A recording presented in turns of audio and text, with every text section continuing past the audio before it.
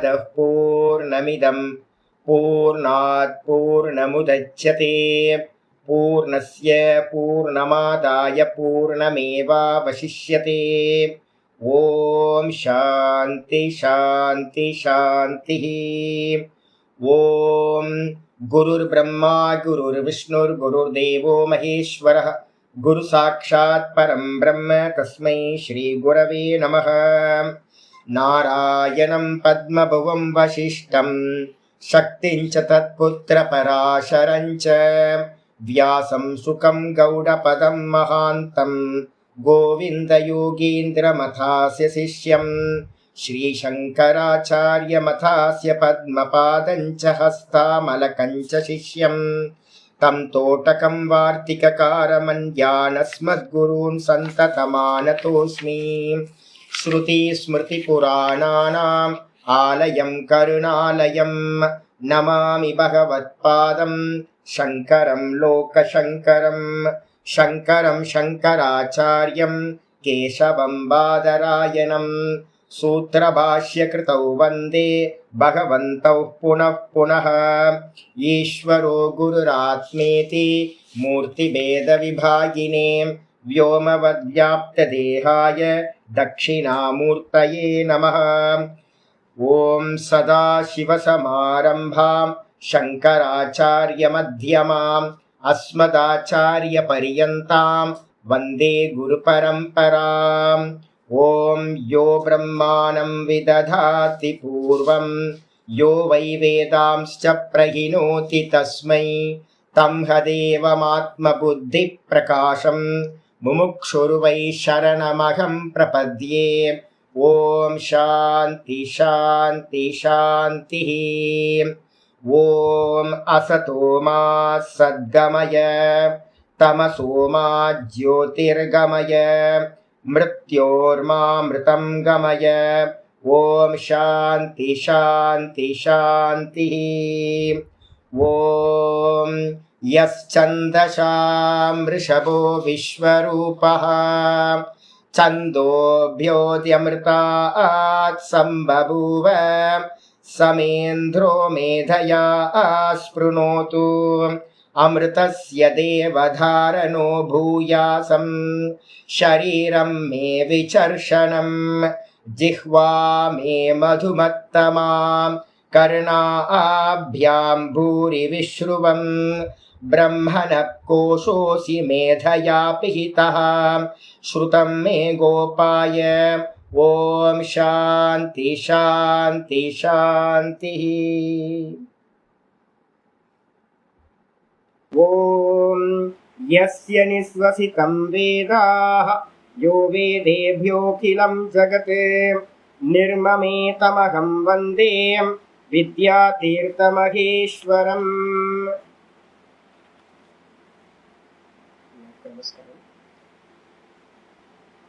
நாம் பார்த்துக்கிட்டு இருக்கிறது நம்ம ஜீவன் முக்தி விவேகம் முதல் பிரகரணம் பார்த்துட்டு இருக்கோம், பிரமாண பிரகரணம். இந்த பிரமாண பிரகரணத்துல 5வது டாபிக் வந்திருக்கோம், விதேக முக்த லட்சணம். இந்த 5வது டாபிக்ல ஏபிசின்னு வரிசையா வந்து சின்ன சின்னதா ஒவ்வொன்றா பிரிச்சு பார்க்க போறோம். இதுல 5வதுல முதல்ல நம்ம விதேக முக்தன் அப்படின்னா என்னன்றத பார்த்துக்கிட்டு இருக்கோம். நேற்று வந்து பார்த்தீங்கன்னா நம்ம பார்த்து முடிச்சிருக்கோம். விதேக முக்தன் வந்து பார்த்தீங்கன்னா விதேக முக்தோ நோதேதி நாஸ்தமேதி ந ஷாம்யதி ந சத்து ந அசத்து ந தூரஸ்தோ நச்சாகம் நச்ச நேத்தரக அப்படின்னு யோக வாசிஷ்டத்துல முமுக்ஷு விவகார பிரகரணத்துல 99வது ஸ்லோகம் பார்த்து முடிச்சிருக்கோம். நேற்று வியாக்கியானம் பார்த்தாச்சு, ஆயுதம் பார்த்தோம்னா ஃபுல்லா பார்த்து முடிக்கலையா? சரி சரி, அப்ப ஃபுல்லாவே ஆரம்பத்துல இருந்தே வந்துருங்க பார்க்கலாம். விதேக முக்தோ ந நோதேதி அப்படின்னு என்ன அர்த்தம்? விதேக முக்தன் பிறப்பதில்லை. ஏன் பிறப்பதில்லை அப்படின்னு கேட்டீங்கன்னா, பிறக்கிறதுக்கு என்ன காரணம் இருக்கணும் அப்படின்னு கேட்டீங்கன்னா, உங்களுக்கு கர்ம வாசனைகள் அப்படின்னு 2 இருக்கணும். இதுதான் மூல காரணம் பிறவி எடுக்கிறதுக்கு எல்லாத்துக்கும். அந்த மூல காரணம் வந்து பாத்தீங்கன்னா, கர்மான்றது வந்து பாத்தீங்கன்னா அவ்யக்தம் சொல்லக்கூடிய மாயா தத்துவம். அதுதான் கர்மத்தெல்லாம் சேகரம் பண்ற இடம். குடோன், சஞ்சித கர்மால அங்கதான் சேவ் ஆகுது. சித்தத்துல வந்து பாத்தீங்கன்னா நமக்கு வாசனைகள் எல்லாம் சேவ் ஆகுது. இந்த 2 இருக்கிற வரைக்கும் நமக்கு திரும்ப திரும்ப ஜென்மம் கிடைச்சிக்கிட்டே இருக்கும். அப்போ வந்து பாத்தீங்கன்னா இந்த 2தோட டிஸ்கனெக்ட் ஆயிட்டோம் அப்படின்னா அதுதான் ஜீவன் முக்தியில நடக்கிறது. அப்ப ஜீவன் முக்தியில வந்து பாத்தீங்கன்னா மிச்சம் என்ன இருக்கும்னா, பிராரப்த வசத்துல அந்த தேகம் மிச்சம் இருக்கும். ஆனா அவன் தேகமா இருக்க மாட்டான். அவன் வந்து அகம் பிரம்மாஸ்மி அப்படின்னு பிரம்மவேத பிரம்மைவ பவத்தின்னு சொல்றோம். பிரம்மத்தை அறிந்த மாத்திரத்திலேயே அவன் ஜீவனா இருக்கிறதுல பிரம்மமாய் ஆயிடுறான். ஆனா அவன் வாழ்ந்த வீடு மட்டும், இந்த தேகம் வந்து வீடு, இந்த வீடு மட்டும் மற்றவங்க பார்வைக்கு தெரியும். யாரோட பார்வைக்கு?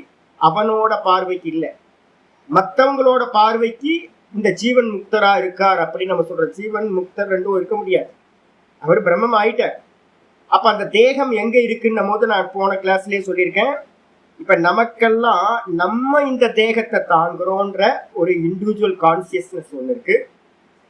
அதே மாதிரி பிரம்மம்ன்ற ஒரு சமஷ்டி கான்சியஸ்னஸ் சொல்லக்கூடிய பிரம்மமும் இருக்கு. 2 கான்சியஸ்னஸ் நமக்கு உள்ளார இருக்கு. ஒண்ணு பிரம்மம் இருக்கு, தாங்குது இந்த தேகத்தை. இந்த மொத்த உலகத்தையும் தாங்குறது தான் இந்த தேகத்தையும் தாங்குது. இந்த தேகத்துக்குள்ளா இருக்க நம்ம என்ன பண்றோம்? ஜீவாத்மான்ற ரிஃப்ளெக்ஷன் கான்சியஸ்னஸ் நான் தான் தாங்குறேன் அப்படின்னு நினைச்சுக்கிட்டு இருக்கோம் இந்த தேகத்தை. அப்போ வந்து பாத்தீங்கன்னா வெளியில ஒண்ணு உள்ள ஒண்ணு 2 வந்து பாத்தீங்கன்னா இது தாங்குது. நம்ம எக்ஸாம்பிள் என்ன பார்த்திருக்கோம்? பரமஹம்சானந்தர் சொல்ற மாதிரி, ராமகிருஷ்ண பரமஹம்சர் சொல்ற மாதிரி, ட்ரெயின் வந்து பாத்தீங்கன்னா எல்லாத்தையும் தாங்குது, நம்மளையும் தாங்குது, நம்மளோட லக்கேஜையும் தாங்குது. அப்போ விசிராந்தியா என்ன பண்ணணும்? இறக்கி வச்சுட்டு நம்ம வந்து பாத்தீங்கன்னா நம்ம ஃப்ரீயா ஆயிடணும் லக்கேஜ் எல்லாத்தையும். இப்ப நம்ம பீகாரி மாதிரி என்ன பண்ணிட்டு இருக்கோம்? தலையில தூக்கி நம்ம அதை வச்சுட்டு இருக்கோம். நம்ம சரீரத்தை தூக்கி நம்ம தலையில நம்ம தான் சுமந்துக்கிட்டு இருக்கோம் அப்படின்னு நம்ம நினைச்சிட்டு இருக்கோம். நம்ம ஜீவர்கள் நான் பண்றேன் அப்படின்னு எல்லாத்தையும் பண்ணிட்டு இருக்கோம். ஜீவன் முக்தன் என்ன பண்ணிட்டான்? லக்கேஜ் மாதிரி இருக்கிற இந்த தேகத்தை தூக்கி இது என்னோடது இல்லப்பா அப்படின்னு ஓரமா ஒதுக்கி வச்சுட்டு விசிராந்தி ஆயிட்டான். அப்போ எத்தனை சத்தா இருக்குன்னு கேட்டீங்கன்னா, ஒரே ஒரு சத்தா, ட்ரெயின் சுமக்கிற மாதிரி ஒரே ஒரு பிரம்மம் மட்டும் அந்த தேகத்தை சுமக்குது. ஜீவன் முக்தனோட தேகத்தை யாரு தாங்குறான்னு கேட்டீங்க அப்படின்னா, அங்க இருக்க காரியங்கள் எல்லாத்தையும் சாமானிய சத்தான்னு சொல்லக்கூடிய வெறும் பிரம்ம தத்துவத்தில் அது வந்து தாங்கப்பட்டிருக்கு. ஜீவத்துவம் அங்க இல்லவே இல்லை.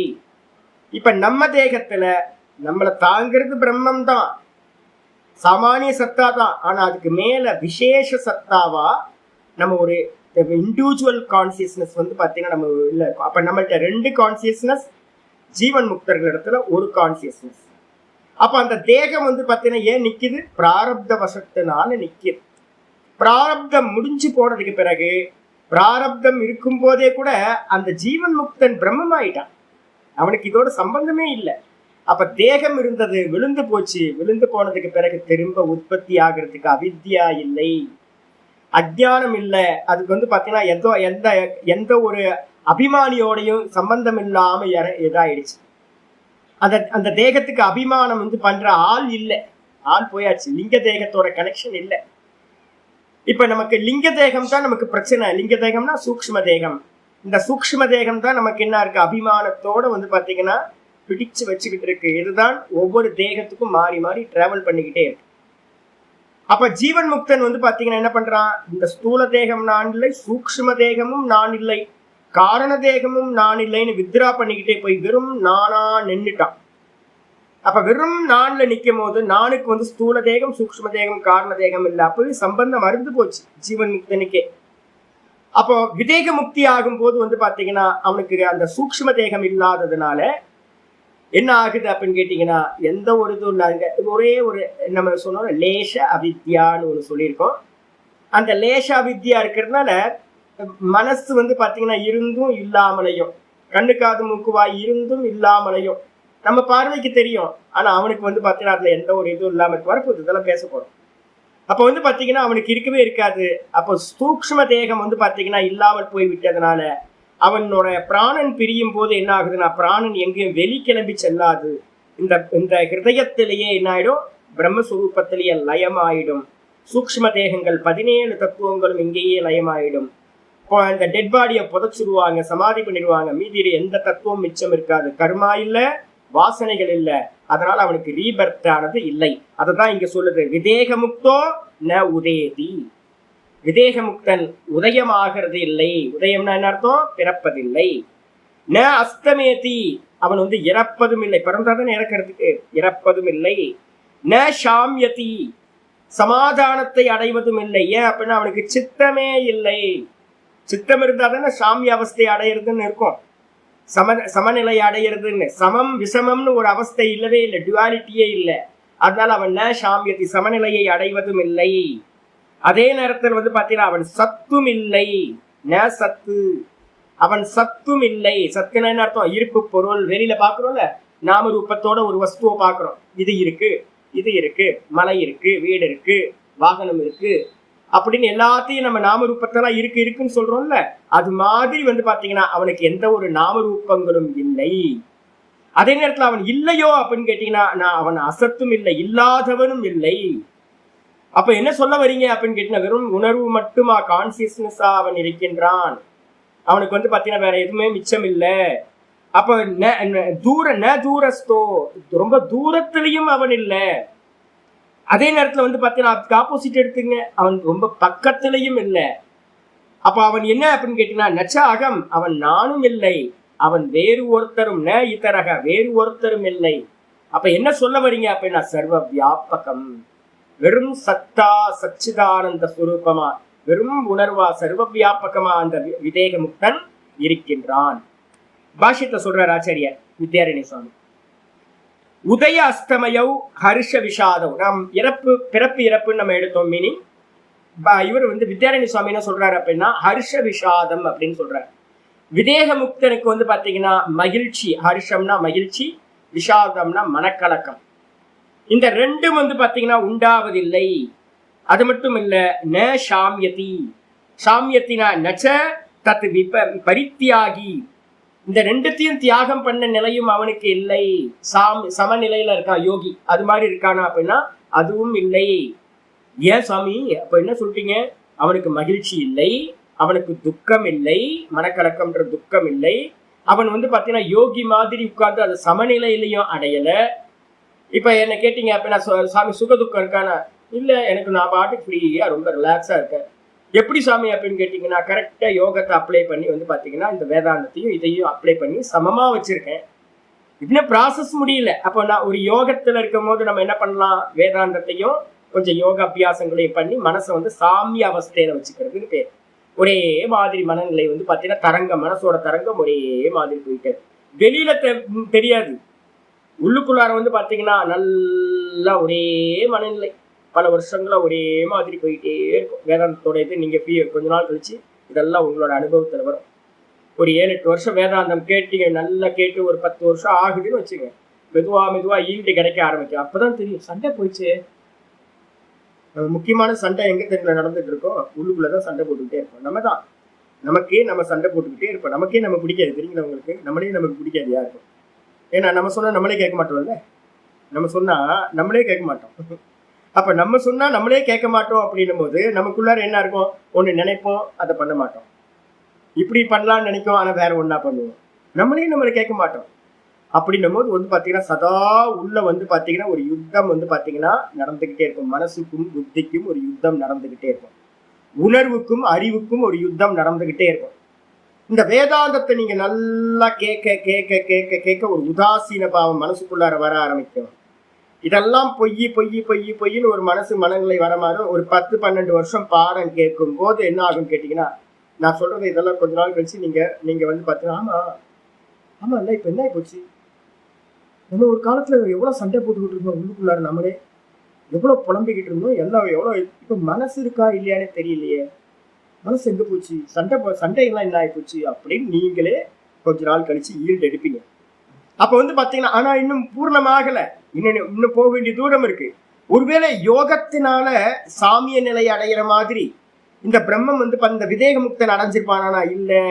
ஏன் அப்படின்னு கேட்டீங்கன்னா லிங்க தேகசிய அத்தரைவ லீனத்வாத்.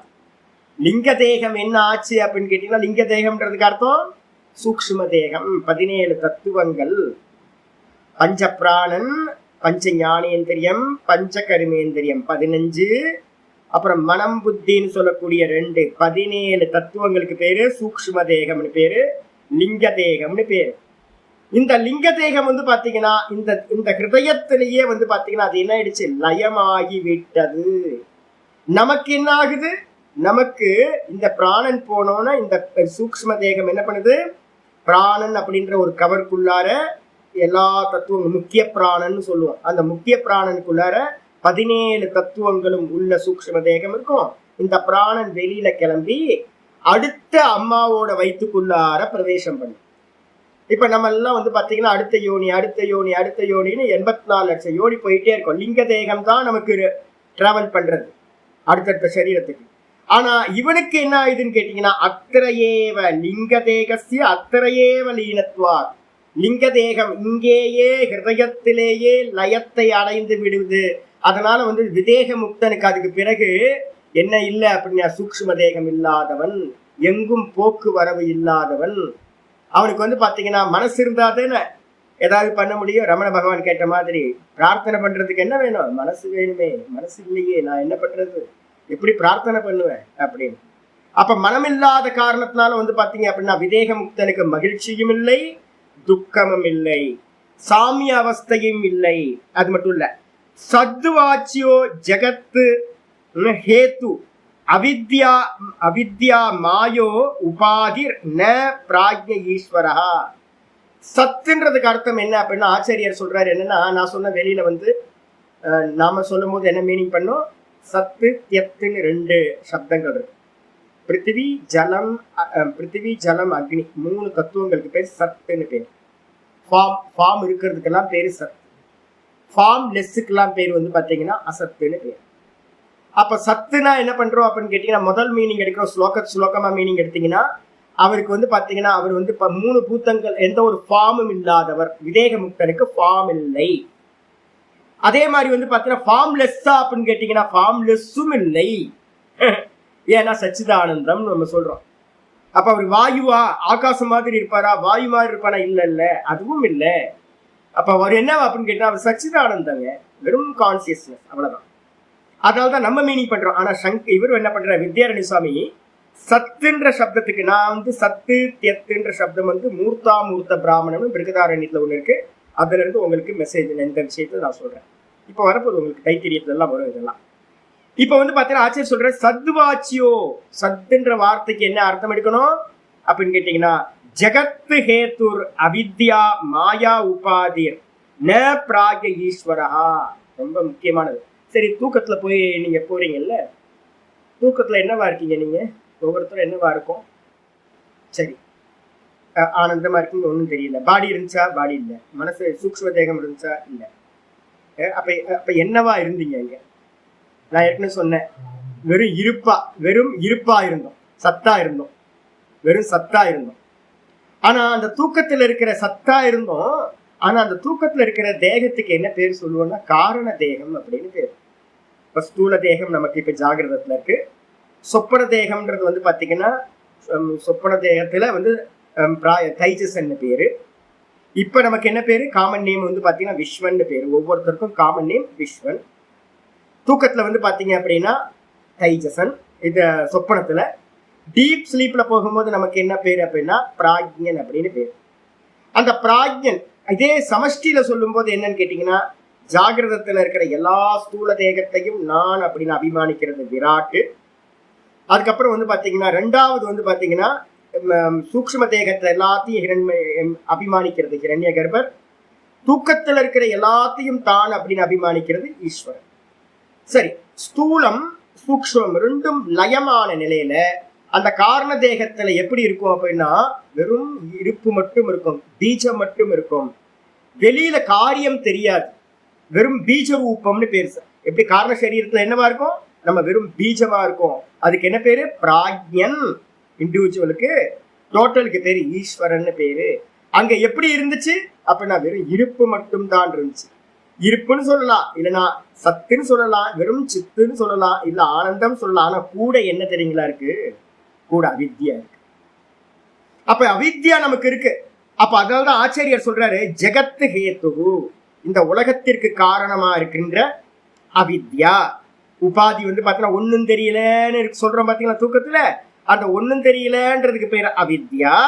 அது இன்னொரு இண்டிவிஜுவல் அவித்யான்னு சொல்றோம். அதுவே டோட்டல் அதுக்கு என்ன பேரு? மாயா. அவித்யா மாயா இதுதான் நமக்கு என்ன பேரு? மீடியம், உபாதின்னு பேரு. அப்ப தூக்கத்தை நம்ம வந்து அவித்யான்ற உபாதியோட ஆலிங்கனம் பண்ணிட்டு எனக்கு ஒன்னும் தெரியல அப்படின்னு எப்படி பில்லோவை கட்டி பிடிச்சுக்கிட்டு தூங்குறோமோ அதே மாதிரி வந்து பாத்தீங்கன்னா நம்ம என்ன பண்றோம்? தூக்கத்துக்குள்ளார ஒவ்வொரு ஜீவராசியும் அந்த அவித்யாவை, ஒன்னும் தெரியலன்ற அவித்யாவை ஆலிங்கனம் பண்ணிக்கிட்டு தூங்கிக்கிட்டு இருக்கு. அப்ப என்னவா இருக்கு? நாமம் இல்ல, ரூபம் இல்ல, ஒண்ணும் இல்ல, வெறும் இருப்பு மாத்திரமா. இருப்பு மாத்திரம் தான், ஆனா கூட அவித்யான்றது இருக்கு, மாயான்றது இருக்கு. அப்ப அதுக்கு என்ன பேரு அப்படின்னு கேட்டீங்கன்னா பிராக்ய ஈஸ்வரன் அப்படின்னு பேரு. இண்டிவிஜுவல்ல பிராக்யன், டோட்டல்ல வந்து பாத்தீங்கன்னா காஸ்மிக்ல ஈஸ்வரன் பேரு. இந்த ரெண்டுத்தையும் சத்துன்னு வார்த்தையில சொல்றார், அது இல்லை. அப்ப விதேகமுக்தன் வந்து பிராக்யனும் இல்லை, ஈஸ்வரனும் இல்லை. அதுக்கப்புறம் அசத்துனா என்ன சுவாமி அப்படின்னு கேட்டீங்கன்னா அசத்து வாச்சியோ நாப்பி பூத்த பௌத்திகா. அசத்துனா என்ன அர்த்தம்னா தோன்றி மறையக்கூடியது, காரியம்னு அர்த்தம். இந்த சொப்பனமும் இந்த ஜாகிரதமும் இருக்குல்ல, பூத்த பௌத்திகங்கள் அப்படின்னு பேரு. இந்த மொத்த ஜெகத்தும் 5 பௌத்திகங்களால் ஆனது, பூத்தங்களால் ஆனது. ஒருவேளை இந்த விதேக முக்தன் வந்து பாத்தீங்கன்னா இந்த பஞ்ச பௌத்திகமா ஜாகிரத சொப்பனத்தை நம்ம பாக்குறோமே அதுவா அப்படின்னா அதுவும் இல்லை அப்படின்றதுக்காக ந அசத் அப்படின்னு சொல்லப்படுது. சரி, அந்த விதேக முக்தன் எப்படி இருப்பான்? ந தூரஸ்தா, அவன் ரொம்ப தூரத்துல இல்ல. இது யுக்தா, இது யுக்தியா, இத்யுக்தியா இந்த விதமா சொல்வதன் மூலம் ந மாயாதீதா. ஒருவேளை அவன் வந்து பாத்தீங்கன்னா மாயை கடந்தவன் அப்படின்னு சொல்லலாமா அப்படின்னு கேட்டீங்கன்னா அதுவும் இல்ல. நச்ச இத்யுக்தியா இல்லைன்னு சொல்றது மூலமா என்ன சொல்றீங்க? ஸ்தூல புக்கு சமீபஸ்தோ அப்படி நிஷித்தியதே. ஸ்தூல புக்குனா இந்த தேகம் இருக்குல்ல, இந்த தேகத்தை நிஷேதம் பண்றதுக்காக என்னது அப்படின்னா அவன் தூரத்தில் இருக்கிறவனும் இல்லை. அப்ப பக்கத்துல இருக்கிறவனான்னு கேட்டா இல்ல இல்ல, இந்த ஸ்தூல தேகத்துக்கு பக்கத்துல இருக்கிறவனும் இல்ல, அவன் தூரத்துல இருக்கிறவனும் அல்ல. தூரத்துல இருக்கிறவனா மாயையை தாண்டினவனா அப்படின்னு கேட்டீங்கன்னா மாயையை தாண்டினவனும் இல்லை. அப்ப என்ன அர்த்தம் சாமி அப்படின்னா அதான் நம்ம சொல்றோம், அஜ்ஞான அவஸ்தையில மட்டும்தான் மாயான்னு ஒன்ன கல்பனை பண்றோம். நல்லா புரிஞ்சுங்க. சூரியனுக்கு வந்து பாத்தீங்கன்னா எப்பவுமே இருட்டுன்னு ஒண்ணு தெரியவே தெரியாது. நல்லா தெரிஞ்சுங்க. இப்ப நம்ம விவகாரத்துல இருந்துகிட்டு மாயைன்னு ஒண்ணு இருக்கு, மாயையை கடந்து போகணும்னு சொல்றோம். ஒரு வித்யான்னு ஒரு ஞானம் வந்துடுச்சு அப்படின்னா, ஆத்மானுபூதி பண்ணிட்டீங்க அப்படின்னா ஏக்கத்துவம் அனுபஷ்யத்தக தத்திர கோமோக கஷோகா, அந்த இடத்துல வந்து துவைத்தம்னு ஒண்ணு இல்லவே இல்லை. அப்ப என்ன ஆகுது அப்படின்னு கேட்டீங்கன்னா மாயைன்னு ஒண்ணு வந்து பாத்தீங்கன்னா எது வரைக்கும் விவகாரம் நம்ம பண்றோம் அப்படின்னு கேட்டீங்கன்னா அஜ்ஞான அவஸ்தையில மட்டும்தான் ஒரு கல்பித மாயையை கொண்டு வரோம். ஏன்னு கேட்டா மாயைன்னு ஒண்ணு சொல்றோம். தங்கத்திட்ட போய் கேட்டா தங்கம் என்னைக்காவது அதுக்கு வந்து பாத்தீங்கன்னா கம்மல் மூக்குத்தின்னு ஏதாவது தெரியுமா? கம்மலுக்கு தங்கத்துக்கு தெரியுமாண்ணா? தங்கத்துக்கு தெரியவே தெரியாது. தனக்கு மேல ஒருத்தன் கம்மலையும் மூக்குத்தியையும் ஒட்டியானத்தையும் பாக்குறேன் அப்படின்னு தங்கத்துக்கு தெரியவே தெரியாது. தங்கம் எப்போ எப்படி இருக்கு? தங்கமாவே இருக்கு. இப்ப நம்ம அவஸ்தையில இருந்துதான் பாக்குறோம், ஏன் சாமி தங்கம் தங்கமா தெரியாம நமக்கு கம்மல் முக்குத்தியா தெரியுது அப்படின்னு கேட்டா என்ன சொல்லுவீங்க? என்னது ஆமா இல்ல, தங்கம் வந்து தங்கமா தெரியாம கம்மல் முக்குத்தியா தெரியுதே, ஏன் தெரியுது? மண்ணா தெரியாம பானை சட்டியா தெரியுது, ஏன் தெரியுது அப்படி? அப்ப மண்ணு மட்டும் மறைச்சு நாமரூபத்துல வந்துருந்த எதுக்காக அப்படின்னா அதுதான் மாயா, அதான் அவித்யான்னு. அப்போ சரி, நம்ம சட்டிப்பானை பாக்குறோன்றது மண்ணுக்கு தெரியுமா? மண்ணுக்கு தெரியவே தெரியாது. மண்ணு மண்ணாதான் இருக்கு. தங்கத்துக்கு தெரியுமா? தங்கத்துக்கு தெரியவே தெரியாது. கம்மல் மூக்குத்தியா பாக்குறாங்கன்னு அதுக்கு தெரியவே தெரியாது. இதே மாதிரி பிரம்மத்துக்கு தெரியவே தெரியாது. தனக்கு மேல ஒரு மாயா இருக்குன்னு பிரம்மத்துக்கு தெரியவே தெரியாது. அப்ப எந்த அவஸ்தையில மாயான்னு ஒரு வார்த்தையை பயன்படுத்துறோம் அப்படின்னா அஜ்ஞான அவஸ்தையில மட்டும்தான் நம்ம மாயைன்னு பயன்படுத்துறோம். ஜீவன் முக்தர்களுக்கு வந்து மாயைன்னு ஒண்ணு இல்லவே இல்லை. அறியப்பட்ட நிலையில் ஞாத்தே துவைத்தம் ந வித்யதே. காரிக்கா மாண்டுக்கிய காரிக்கா சொல்லுது, அறியப்பட்ட நிலையில் 2 என்று ஒன்று இல்லவே இல்லை. பிரம்மம் கூட ஒரு மாயா அப்படின்லாம் இல்லவே இல்லை. அதனால்தான் ந தூரஸ்தோன்றதுக்கு அர்த்தம் அது மாயையை கடந்ததா அப்படின்னு கேட்டா மாயை இருந்தா தானே கடந்து போறதுக்கு. சூரியனுக்கு இருட்டுன்னு ஒண்ணு தெரிஞ்சாதானே இருட்டை கடந்து போறதுக்கு. தங்கத்துக்கு ஏதாவது மாயான்னு தெரிஞ்சாதான் தங்கம் வந்து கடந்தது, ஆபரணங்களை கடந்தது அப்படின்னு சொன்னா ஆபரணமே தெரியாது தங்கத்துக்கு. மண்ணு வந்து பாத்தீங்கன்னா சட்டி பானையை கடந்ததுன்னு சொன்னா அது எப்படி தெரியும்? மண்ணுக்கு தெரியவே தெரியாது சட்டினா என்ன பானைனா என்னன்னு தெரியவே தெரியாது. அப்ப பிரம்மத்துக்கு வந்து பாத்தீங்க அப்படின்னா மாயின்னு ஒண்ணு தெரியவே தெரியாது. அதனால அது கடந்ததுன்னு சொல்ல முடியாது. ஒருவேளை பக்கமா அப்படின்னு கேட்டீங்கன்னா அது பக்கத்துலயும் இல்ல. ஏன் அப்படின்னா ஒருவேளை ஸ்தூல தேகம் நம்ம இருக்கோம்ல, ஸ்தூல புக், இந்த தேகம் ஈஸ்வரன் இந்த தேகத்துக்கு பக்கத்துல இருக்கானா அதுவும் இல்ல. அதை நிஷேதம் பண்ணியாச்சு. அது அப்புறம் அகம்ச ந சேதி ந சமஷ்டிச்ச. அப்ப என்னன்னு கேட்டீங்கன்னா நானும் இல்லை, இந்த டோட்டலும் இல்லை. ஏன் அப்படின்னு கேட்டீங்கன்னா இந்த டோட்டல் இண்டிவிஜுவல் இதெல்லாம் வந்து பாத்தீங்கன்னா கல்பிதம், வாஸ்தவம் இல்லவே இல்லை. அப்ப அந்த விதேக முக்தன் அப்படின்ற அந்த பிரம்மஸ்வரூபம் எப்படிப்பட்டது? அது வியஷ்டியும் இல்லை, சமஷ்டியும் இல்லை, இண்டிவிஜுவலும் இல்லை, டோட்டல் கான்சியஸ்னஸ் டோட்டலும் இல்லை, கான்சியஸ் இல்லை. நேத்தர இதிச்ச வியஷ்டிச்ச, வியஷ்டியும் இல்லை, தனிப்பட்ட ஒரு பர்சனும் அது இல்லை. அப்ப என்ன அப்படின்னா நல்லா தெரிஞ்சுக்க, இதெல்லாம் லட்சணங்கள் எல்லாம் ஜீவன் முக்தர்களை இப்படிதான் பார்க்கணும் நம்ம. இப்ப ரமணாசிரமத்துக்கு வந்தீங்க அப்படின்னா புத்திசாலி வேற விதமா பார்ப்பான், சாஸ்திரம் படிச்சவன், சாஸ்திரம் படிக்காதவன் வேற விதமா பார்ப்பான். அப்ப வந்து பாத்தீங்கன்னா சுவாமிக்கு வந்து பாத்தீங்கன்னா இன்னும் கண்ணு வந்து அழகாயிட்டே போகுது. ஒருத்தர் என்ற சொல்றேன், ரமண பகவானுக்கு வந்து பாத்தீங்கன்னா அவர் இன்னும் உயிரோட இருக்காராம். அந்த விக்கிரகத்துல சுவாமியோட சமாதியில பாத்தீங்கன்னா ரமண பகவானோட சமாதியில ஒரு விக்கிரகம் வச்சிருக்காங்க, ஒரு கிழவனோட விக்கிரகத்தை தூக்கி வச்சிருக்காங்க. அதனால பார்த்தா நம்மளால பார்க்க முடியாது, அவ்வளோ ஒன்றும் பெருசாலாம் இல்லை. வந்து பார்த்தீங்க அப்படின்னா எவ்வளோ பேர் அழகழகானவங்களாம் நிறைய பேர் இருக்காங்க. விஜயில ரொம்ப அழகா இருக்காரு, ரஜினிலாம் அழகா இருக்காரு. அது மாதிரி ஏதாவது இருக்காரா அப்படின்னு கேட்டிங்கன்னா ஒரு ஐஸ்வர்யம் இல்லை, மண்ணாங்கட்டியும் இல்லை, புண்ணாக்கும் இல்லை.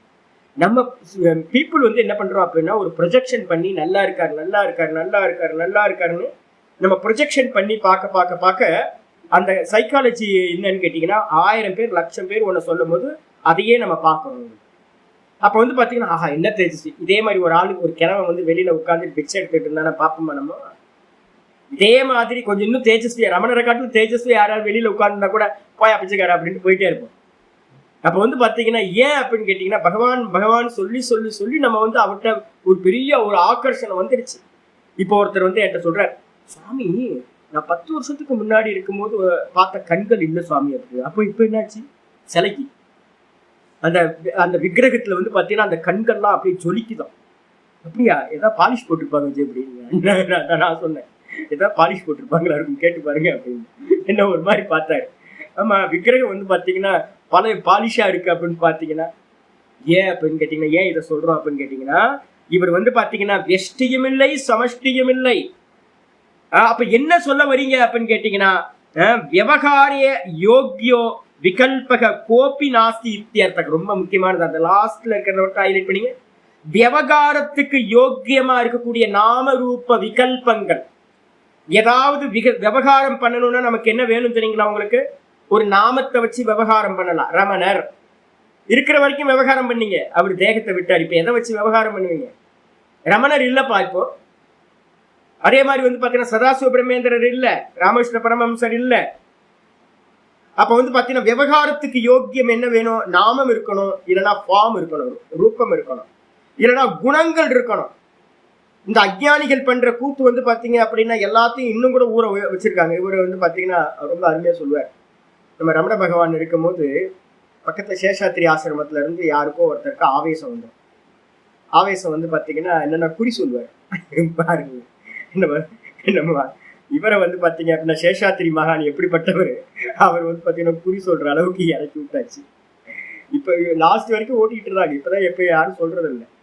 அப்போ வந்து பாத்தீங்கன்னா குறி சொல்லுவார். எப்படி அப்படின்னு கேட்டீங்கன்னா ஒரு லாஸ்ட்டை நான் பார்க்கும்போது ஒரு அம்மாட்ட வந்து பாத்தீங்கன்னா இறங்குவார். அந்த அம்மா நல்லா பட்டு புடவையெல்லாம் கட்டி நல்லா நெக்லஸ் எல்லாம் போட்டு நல்லா ஜெகஜோதியா வந்து பாத்தீங்கன்னா ஆபரணங்கள்லாம் போட்டு சினிமா ஆக்டர் மாதிரி நான் தான் அந்த அம்மாவை பார்க்கும்போது ரொம்ப நேரம் அலங்காரம் பண்ணியிருப்பாங்களே. அலங்காரம் பண்றதுக்கு 1 மணி நேரம் ஆயிருக்குமே, ரொம்ப கஷ்டமா செய்யுது. குறி சொல்லும் போதெல்லாம் அலங்காரம் பண்ணணும். பியூட்டிஷியன் யாரையாவது கூப்பிட்டு வந்து சரியா இருக்கான்னு பார்த்து, ஏன்னா சாதாரணமா பண்ண முடியாது. அதுக்கு யாராவது வந்து பார்த்தீங்கன்னா ஒரு 2000 ரூபாய் வாங்கிட்டு தான் பியூட்டிஷியன் வந்து அலங்காரம் பண்ணி விடுவாங்க. ஏன்னா அவ்வளோ நேர்த்தியா பட்டு புடவை எல்லாம் கட்டிக்கிட்டு உட்காந்து சில மாதிரி உட்காந்து குறி சொல்றது. ரமண பகவான்கிட்ட சொல்லியிருக்காங்க, சேஷாத்திரி பகவான் வந்து பார்த்தீங்கன்னா அங்கே வந்து குறி சொல்றாராமே அப்படின்னு. அவர் சொன்னார், அவ்வளோ தூரம் வந்தவர் 100 மீட்டர் தான் இருக்கு, இங்கேயும் பக்கத்துல வந்துட்டு போயிருக்கலாம் அப்படின்னாராம். என்ன அர்த்தம்னா கிண்டல் அடிக்கிறதையும் என்ன ஒரு நுணுக்கமா பண்றாரு பாரு. மறுப்பே சொல்லலை, அது தப்பு சரின்னுலாம் சொல்லலை. ஏன்னா பிலீவ் பண்றவன் பிலீவ் பண்ணிட்டு தான் இருப்பான். அப்போ அது மறுக்கவும் ஒண்ணு மறுக்கல. அவர் பகவான் சொல்றாரு என்னன்னா, அவ்வளவு தூரம் வந்தவர் கொஞ்சம் பக்கத்துல, நம்ம தான் இங்க பக்கத்துல 100 மீட்டர் தூரத்துல தான் இருக்கோம், வந்துட்டு போயிருக்கலாம் அப்படின்றாரு. அப்ப என்ன அர்த்தம்னு கேட்டீங்கன்னா பொய்ன்னு அர்த்தம், வாஸ்தவம் இல்லை.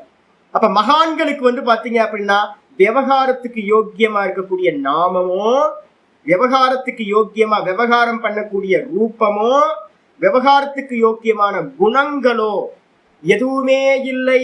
இன்னும் வந்து மகா பெரியவரை வந்து பாத்தீங்கன்னா, ஐயோ நீங்க மகா பெரியவரை ஜீவன் முக்தர் ஒத்துக்கிட்டீங்களா? ஆமா. அப்ப அவர் இறந்து அவர் சமாதி ஆனதுக்கு பிறகு அவர் என்னவா இருப்பார்? விதேக முக்தனா இருப்பார். அப்ப இப்ப ஏதாவது பண்ணிட்டு இருப்பாரு? அவரு பண்ண மாட்டார். ஆனா இப்போ நீங்க வந்து பாத்தீங்கன்னா அவர் வந்தார், கனவுல வந்தார், இதை பண்ணார் அதை பண்ணார்னு சொன்னீங்கன்னா அது எவ்வளவு பெரிய ஹம்பக்கு பாருங்க. பொருந்தவே பொருந்தார். ஏன் அப்படின்னு கேட்டீங்கன்னா, யார நீங்க விதேக முக்தர்கள்னு சொல்றீங்களோ விவகார அயோக்கியா, மனசுல நல்லா புரிஞ்சது.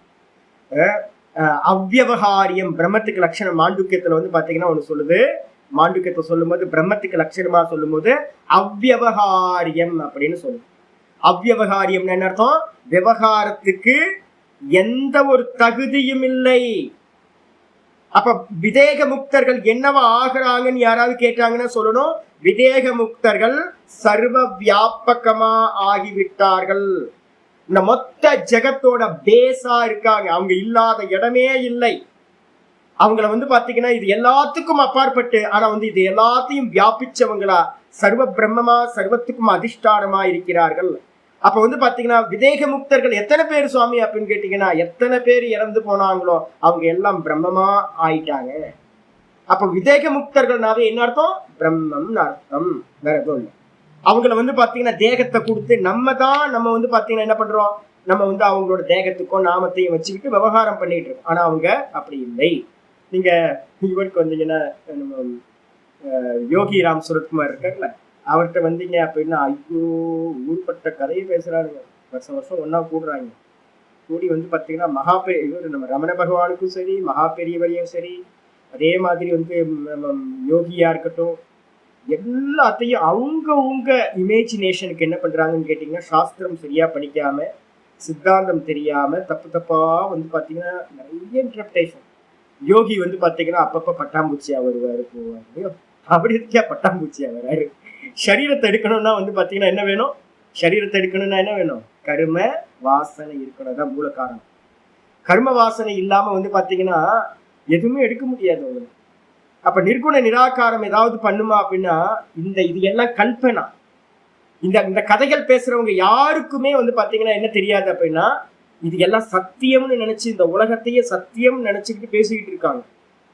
அப்ப சத்தியம்னு நினைச்சுக்கிட்டு பேசும்போதுதான் நமக்கு எல்லா ப்ராப்ளம் வந்துருது. அவங்க வந்து பாத்தீங்கன்னா இந்த பொய்க்கு அப்பாற்பட்டவங்க ஆயிட்டாங்க. அப்பாற்பட்டவங்க. ஸ்கிரீன் வந்து பாத்தீங்கன்னா என்னைக்காவது இந்த ஸ்கிரீனுக்குள்ள இருக்க காட்சிகளா என்னைக்காவது வருமா அப்படின்னா, ஸ்கிரீன் அந்த காட்சிகளோட சம்மந்தமே இல்லை. ஸ்கிரீனுக்கு தெரியவே தெரியாது இந்த காட்சிகளோட, எந்த ஒரு காட்சிகளோட அதுக்கு எனக்கு மேல காட்சிகளை காட்டுறாங்கன்னு கூட ஸ்கிரீனுக்கு தெரியாது. தங்கத்துக்கு தெரியவே தெரியாது தனக்கு மேல கம்மல் மூக்குத்தியெல்லாம் வந்துச்சு போச்சுன்னு ஒன்றும் தெரியவே தெரியாது. அதே மாதிரி பிரம்மத்துக்கு தெரியவே தெரியாது. பிரம்மத்துக்கு என்ன தெரியாது? இது எதோடையும் சம்பந்தமே இல்லை. அப்ப பிரம்மத்தை அறிந்தவன் என்ன ஆகிறான்? பிரம்மமா ஆகிறான். அப்ப அவனுக்கு இந்த உலகத்தோட எந்த பந்தமும் இல்லவே இல்லை, சம்பந்தமே இல்லை. ஏன்னா இது எல்லாம் இல்யூஷன் ஆயிடுது. அப்ப வந்து பாத்தீங்கன்னா நல்ல சாஸ்திரம் படிச்சவங்க விதேக முக்தர்கள் வந்து பாத்தீங்க அப்படின்னா சர்வத்துக்கும் அதிஷ்டானமா எல்லா விவகாரங்களும் அவங்களுக்கு மேலதான் நடக்குது. அவங்க இல்லாத இடமே இல்லை. அவங்களுக்கு நாமம் இல்லை, ரூபம் இல்லை, குணம் இல்லை, நிர்குண நிராகாரமா ஆயிட்டாங்க அப்படின்னு புரிஞ்சு. இத சொன்னதுக்கு பிறகு வந்து பாத்தீங்க அப்படின்னா ஆச்சாரியார் சொல்ற, ததஸ்திமித கம்பீரம் ந தேஜோ ந தமஸ்ததம் அநாக்கியம் அனபிவ்யக்தம் சத் கிஞ்சித் அவசிஷ்யதே. அநாக்கியம் அனபிவ்யக்தம் சத் கிஞ்சித் அவசிஷ்யதே. ஒரு லைட் எரியுது இப்ப தெரியும். ஆச்சாரியர் வந்து பாத்தீங்கன்னா 100வது ஸ்லோகம், யோக வாசிஷ்ட முமுக்ஷு விவகார பிரகரணத்துல 100வது ஸ்லோகம். தத ஸ்திமித கம்பீரம். ஸ்திமிதம் அப்படின்னா என்ன அர்த்தம் அப்படின்னா அசைவற்றதுன்னு அர்த்தம். ஸ்திமித, கம்பீரம் அப்படின்னா ஆழமானதுன்னு அர்த்தம். இந்த பிரம்ம தத்துவம், இந்த ஜீவன் முக்தன் என்ன ஆகிறான் அப்படின்னு கேட்டீங்கன்னா, ஜீவன் முக்தன் விதேக முக்தன் ஆகும்போது இந்த கடல் என்ன ஆகும்னு கேட்டீங்கன்னா, முன்னாடி அலைகள் கொஞ்சமாவது தெரியும். இதே பாத்தீங்கன்னா ஒரு 5 கிலோமீட்டர் உள்ள கடலுக்குள்ளார போயிட்டோம் அப்படின்னா, 5 கிலோமீட்டர் 10 கிலோமீட்டர் உள்ள போயிட்டோம் அப்படின்னா, எந்த ஒரு அலைகளும் இல்லாம ஒரு பிளைன் கிரவுண்ட் மாதிரி இருக்கும். இன்னும் ஒரு 20 25 கிலோமீட்டர் 30 கிலோமீட்டர் உள்ள போயிட்டீங்க அப்படின்னா இன்னும் கம்பீரம். உள்ள ஆழ போக போக போக டெப்த் அதிகமாக அதிகமாக அந்த கடல் எப்படி இருக்கும்? கம்பீரம்னா ஆழமா இருக்கும், அசைவற்றதாக இருக்கும். அதே மாதிரி பாத்தீங்க அப்படின்னா இந்த விதேக முக்தன் அசைவற்றவனாக ஆழமானவனாக இருக்கின்றான். என்ன இதெல்லாம் பிரம்மத்தோட லட்சணம். ந தேஜோ ந தமஸ்ததம். அது மட்டும் இல்ல, அந்த இடத்துல ஒளியற்றது. தேஜோ அப்படின்றதுக்கு அர்த்தம் விவகாரத்தில் இருக்கக்கூடிய இந்த சூரியனும் சந்திரனும் ஒரு பிரகாசம் கொடுக்குறது இல்ல, ஜாகிரத அவஸ்தை. இந்த எதுவுமே அங்க பாத்தீங்கன்னா இல்லை. ந தத்ர சூரியோ பாதி ந சந்திர தாரகம் நேமா வித்யுதோ பாந்த் குதோயம் அக்னிஹி தமேவ பாந்தம் அனுபாதி சர்வம் தஸ்ய பாசா சர்வமிதம் விபாதி. அடுத்த பேஜ்ல பாருங்க, உங்களுக்கு ஸ்லோகம் கொடுத்துருக்க பாருங்க. அப்படியே அடுத்த பேஜ்ல முண்டகோபனிஷத் 2:2:10 பாத்தீங்கன்னா ஒரு ஸ்லோகம் இருக்கு. அந்த அந்த பிரம்மத்தோட இடத்துல பாத்தீங்கன்னா ந தத்ர சூரியோ பாதி, அங்க பிரகாசம் இல்லை, தேஜஸ் இல்ல, பிரகாசம் எதுவுமே பிரம்மத்தின் இடத்துல இல்ல. தூக்கத்துல ஏதாவது பிரகாசம் இருந்துச்சா? சொப்பனத்துல இருந்துச்சு. சொப்பனத்துல பிரகாசம் இருந்துச்சு, ஏதோ விவகாரம் பண்றோம்ல. அங்க ஜாகிரதத்துல பிரகாசம் இருந்துச்சு, விவகாரம் பண்றோம். சூரியன் சந்திரன் லைட் எல்லாம் போட்டு. இப்ப பாருங்க, ஒரு லைட் இல்ல, என்னால சரியா படிக்க முடியல. இப்ப பாத்தீங்கன்னா ஒரு லைட்டை போட்டோன்னு கரெக்டா படிக்கும். மறந்துட்டோம் ஒரு லைட்டை போடுறது. இப்பதான் நாதபிரம்மம் போட்டா இப்ப நல்லா தெரியுது.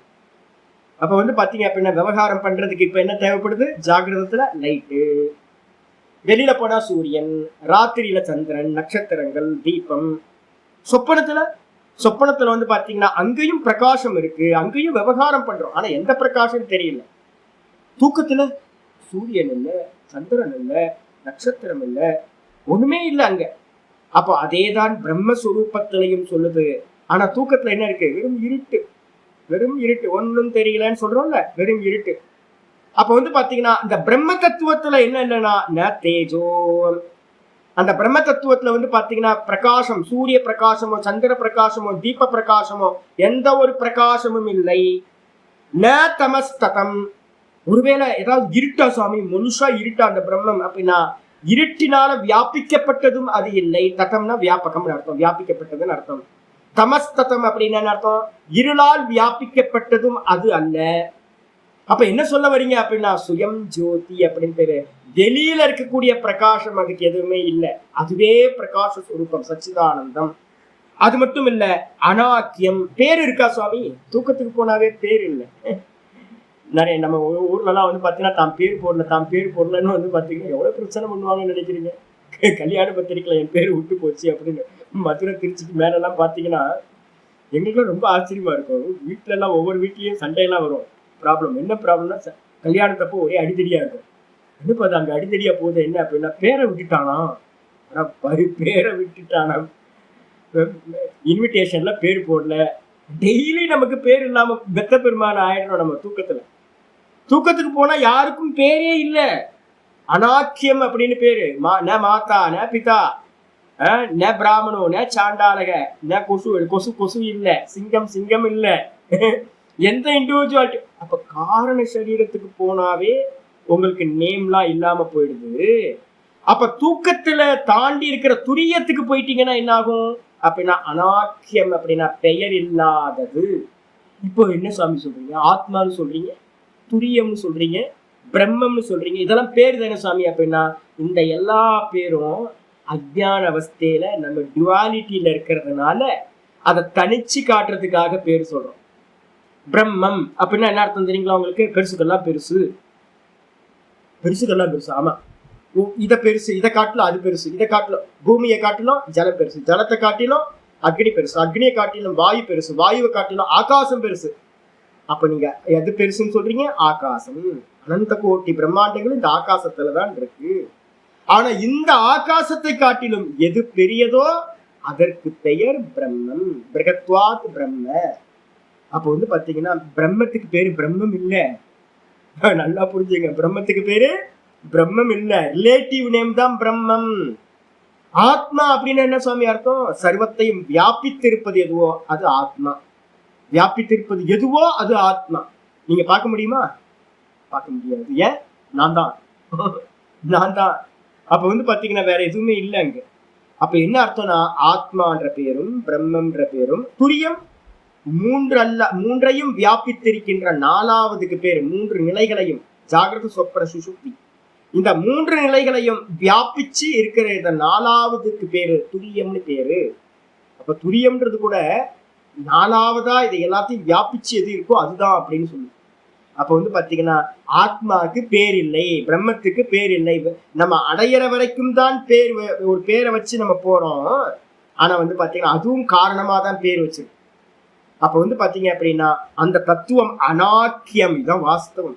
அசப்தம், அநாக்கியம், அநாமம், நாமம் இல்லாதது. அநாக்கியம்னா பெயர் இல்லாததுன்னு அர்த்தம். அதுக்கப்புறம் வந்து பாத்தீங்கன்னா அநாக்கியம் அனபிவியக்தம், ரொம்ப முக்கியமானது. அபிவியக்தம்னா வெளிப்பட்டது, அனபிவியக்தம்னா வெளிப்படாதது, பியாண்ட் த ஸ்கிரீன். இதான் இந்த காட்சிகள், இந்த உலகத்தை பார்க்கிறோமே, இதுல எதுவுமே அது வந்து பாத்தீங்கன்னா வெளிப்படவில்லை, காட்சிகளா வெளிப்படலைய. இந்த காட்சிகளா நம்ம பார்க்கறதெல்லாம் வந்து பாத்தீங்கன்னா பொய். அப்ப பிரம்மம் வந்து பாத்தீங்கன்னா பொய்யா நாம ரூபமா வெளிப்படவில்லை. தங்கம் எப்பவுமே கம்மல் மூக்குத்தின்ற ஆபரணமா வெளிப்படவே இல்லை. இந்த ஆபரணம் எல்லாம் வெளியில தெரியறது, பேஸா இருக்கிறது தங்கம். அது வந்து பாத்தீங்கன்னா விவகாரத்திலேயே இல்லாதது. ஸ்கிரீன் வந்து பாத்தீங்கன்னா அப்படியே இருக்கு, வெளிப்படாம இருக்கு. காட்சிகள், படம் ஓடிக்கிட்டு இருக்கு, படம் ஓடும் போது, பிலிம் ஓடிட்டு இருக்கும் போது இந்த ஸ்கிரீன் வெளிப்படாம இருக்கு.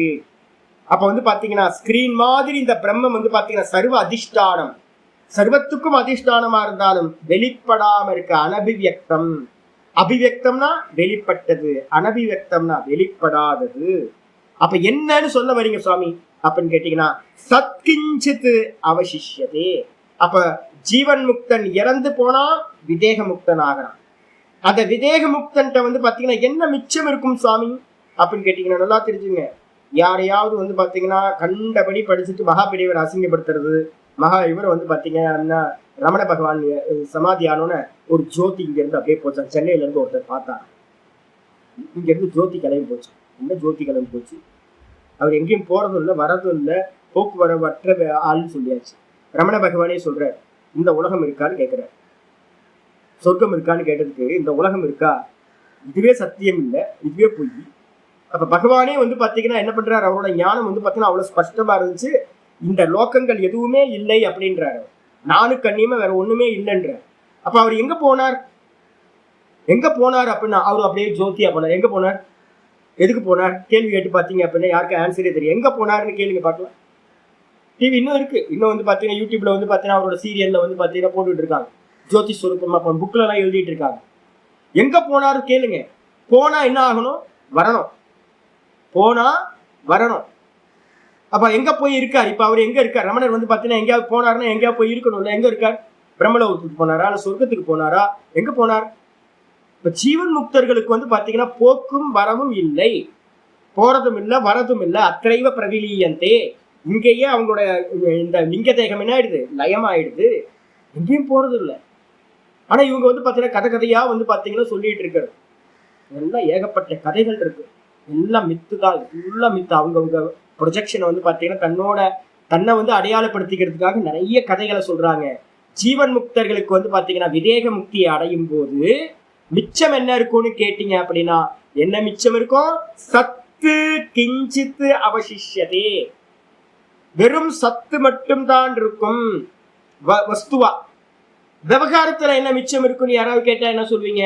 சத்து, வெறும் சத்துன்றது விவகாரத்துல இல்லை, அயோக்கியம், வெறும் எக்ஸிஸ்டன்ஸ். அப்ப நான் இருக்கேன்னு சொல்றோம்ல, அந்த நான் இருக்கேன்றதுல வந்து பாத்தீங்கன்னா அப்ப ரமணர் எங்க போனாருன்னு கேட்டீங்கன்னா இருக்கேன்ல, இருக்க எல்லாத்துலயும் இருக்கு இருக்கு இருக்கு இருக்கு நம்ம சொல்றோம். நான் இருக்கேன், வெளியில இருக்க வஸ்துக்கள் இருக்கு அப்படின்னு.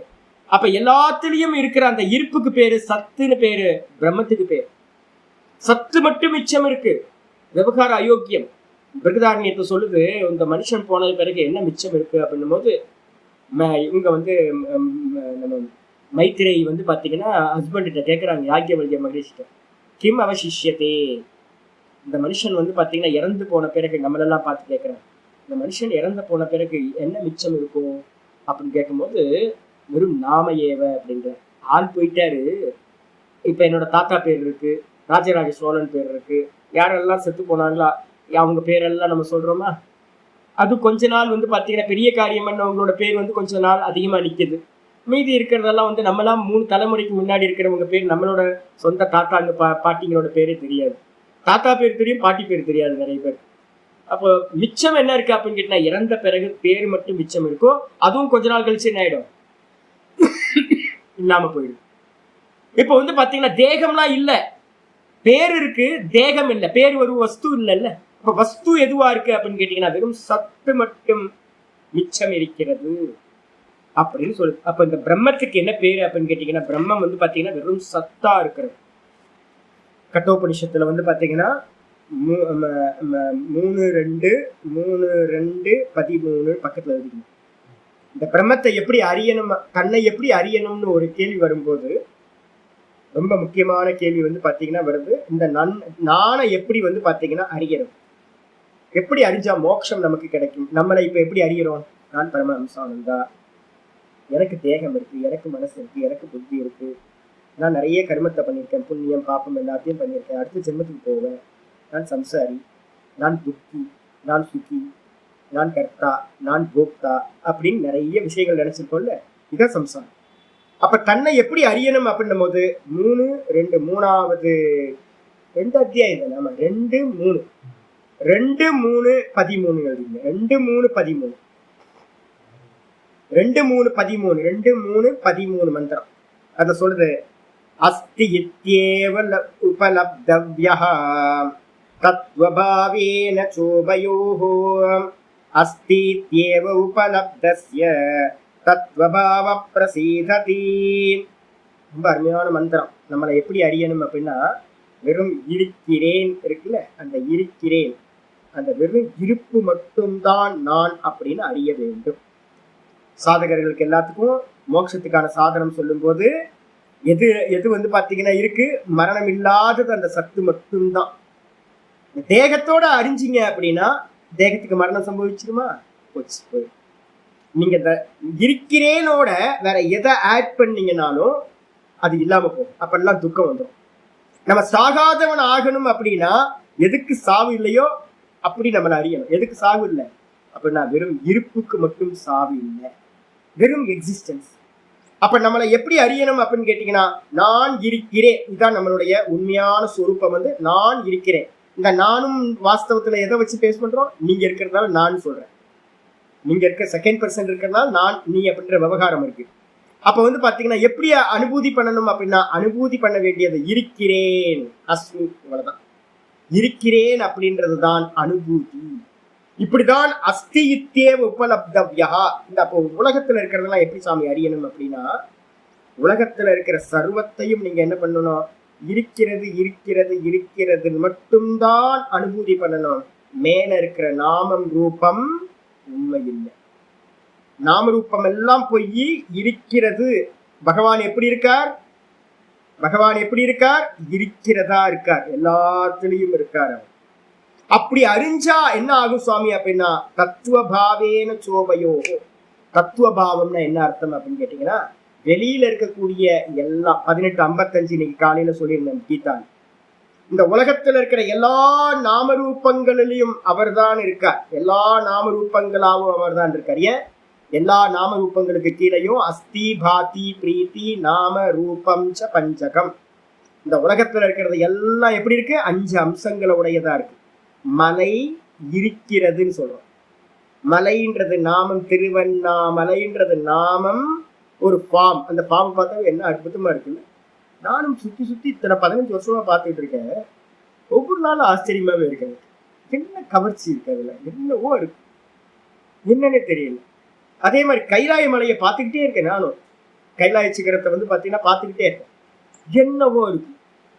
பத்ரிநாத்துக்கு மேல வந்து பாத்தீங்கன்னா நரநாராயண பர்வதத்தை பார்த்துக்கிட்டே இருக்கேன், என்னவோ இருக்கு. இது மாதிரி மெயினான மலைகள்ல வந்து பாத்தீங்கன்னா அவ்வளவு கவர்ச்சி இருக்கு. திருவண்ணாமலை நான் டெய்லி காலையில இருந்து பாத்துக்கிறேன், டைம் கிடைக்கும் போது நான் பாக்குறேன்.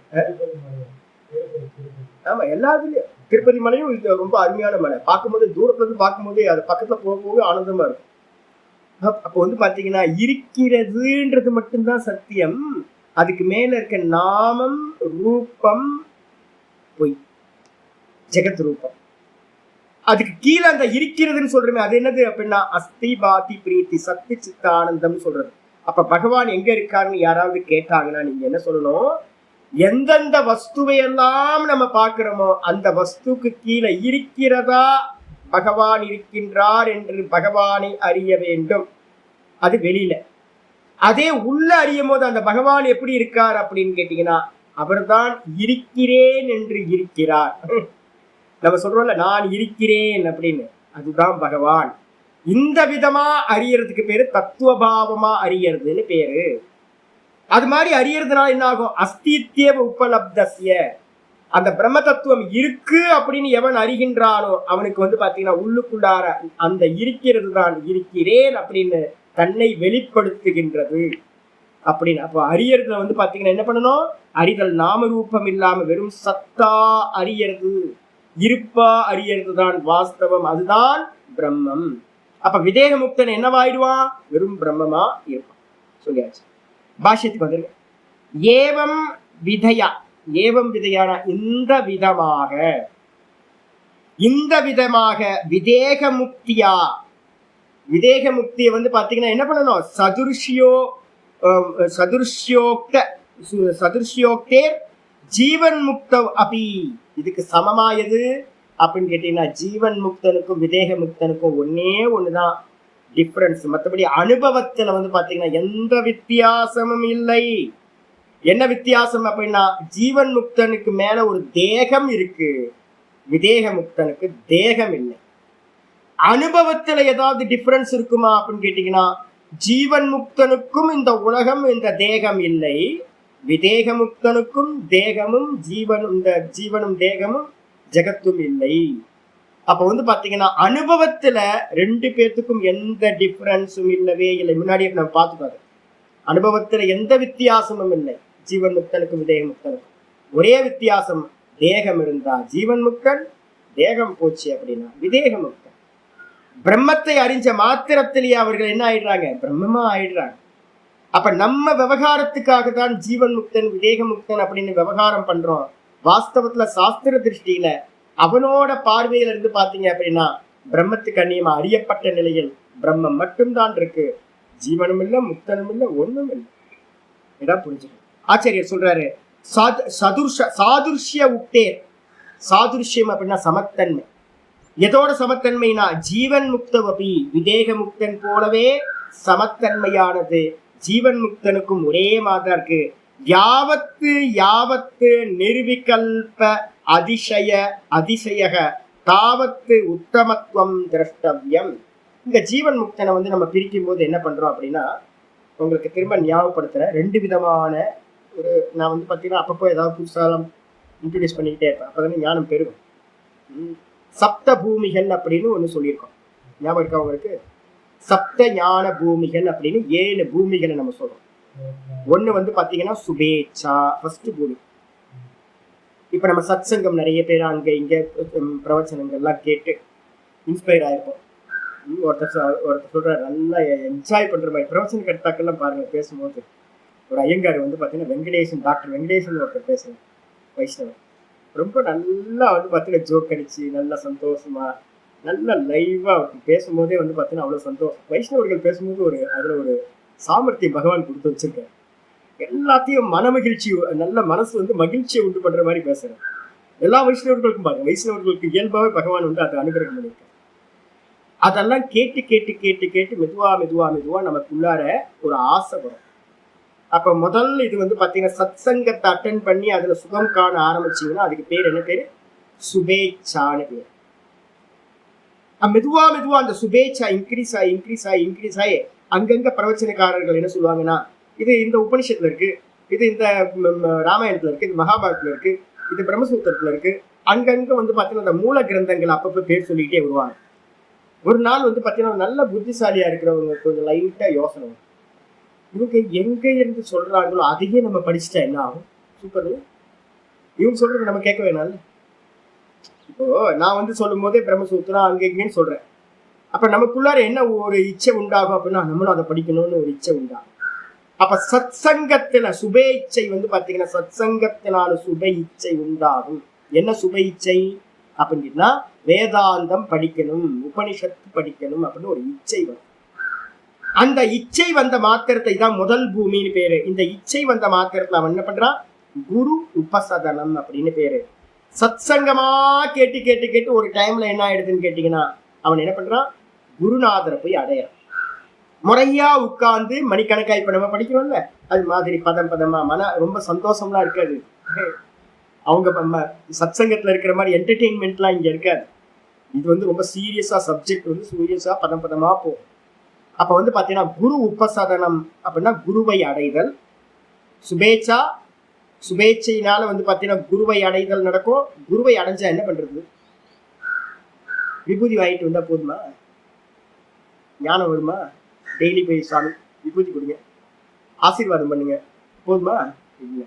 குருட்ட போறதே எதுக்காக அப்படின்னா விசாரம் பண்றதுக்காக. ரெண்டாவது பூமிக்கு என்ன பேரு அப்படின்னு கேட்டீங்கன்னா ரெண்டாவது பூமிக்கு பேரு விசாரனான்னு பேரு. சுபேச்சா, சத்சங்கத்துல இருந்து வேதாந்தம் கேட்கணும்னு இச்சை, அது மூலமா குருவை அடைதல். குருவை அடைஞ்சோட ஸ்டார்ட் ஆயிடும் விசாரணான்னு ரெண்டாவது பூமி. மூணாவது பூமி இப்ப எந்த பூமியில இருக்கீங்க, இப்ப நீங்க இருக்கிறது வந்து பாத்தீங்கன்னா ரெண்டாவது பூமியில விசாரணால இருக்கீங்க. சிரவணம். விசாரணானா என்ன அர்த்தம், பக்கத்துல போட்டுங்க சிரவணம். குரு இல்லாம சிரவணம் நடக்குமா? எனக்கு வந்து பாத்தீங்கன்னா ஒருத்தர் குஜராத்ல இருந்து ரொம்ப தொந்தரவு பண்றாரு, ரொம்ப ஹிம்சை பண்றாரு, என்னால தாங்க முடியல ஹிம்சை. டெய்லி வந்து பாத்தீங்க அப்படின்னா எதையோ படிச்சுட்டு என்ன பண்றாரு அப்படின்னா பக்கமா வந்து பாத்தீங்கன்னா ஆடியோ வீடியோ நோட்ஸும் அனுப்பிக்கிட்டே இருக்காரு. சாமி இது சரியா பார்த்து சொல்லுங்க, இது சரியா பார்த்து சொல்லுங்க. ஐயோ உன் குருட்டு போய் கேளியா அப்படின்னா குரு இருந்தா தானே கேட்பாரு. அவரே சொந்த படிப்பு, அது சொந்த படிப்பா இருக்கிறதுனால அவர் படிச்சதுக்கு நான் எப்படி ஆன்சர் பண்ண முடியும்? அவர் எதோ படிச்சு வச்சிருக்காரு. இப்ப வந்து பாத்தீங்கன்னா ஒழுங்கா ஒண்ணுக்கு ஃபாலோ பண்ணிக்கிட்டே வந்தா வந்து பாத்தீங்கன்னா சரியா தெரியும். அவரா படிச்சு வச்சுக்கிட்டு அவர் வந்து பாத்தீங்கன்னா என்ன சரி பண்ணி சொல்லுங்க அப்படின்னா நான் எனக்கு வேற வேலை இல்லையா? அவர் கேட்கிற கேள்விலாம் நிறைய நியூசன்ஸ் ஆகும். ஐயோ ஆன்சர் பண்ணாம சில சமயம் என்னைக்காவது ஆன்சர் பண்ணிடுவேன், சில சமயம் வந்து பாத்தீங்கன்னா போடா அப்படின்றது. அப்போ ஃபர்ஸ்ட் எடுத்து என்ன பண்ணணும்னு கேட்டீங்கன்னா இந்த வித்யா கிரமமா ஒரு குருநாதர் இருந்துதான் போகணும். குரு உபசதனம் பண்ணணும், அப்பதான் விசாரம் நடக்கும். விசாரத்துல வந்து சிரவணம்னு பேரு.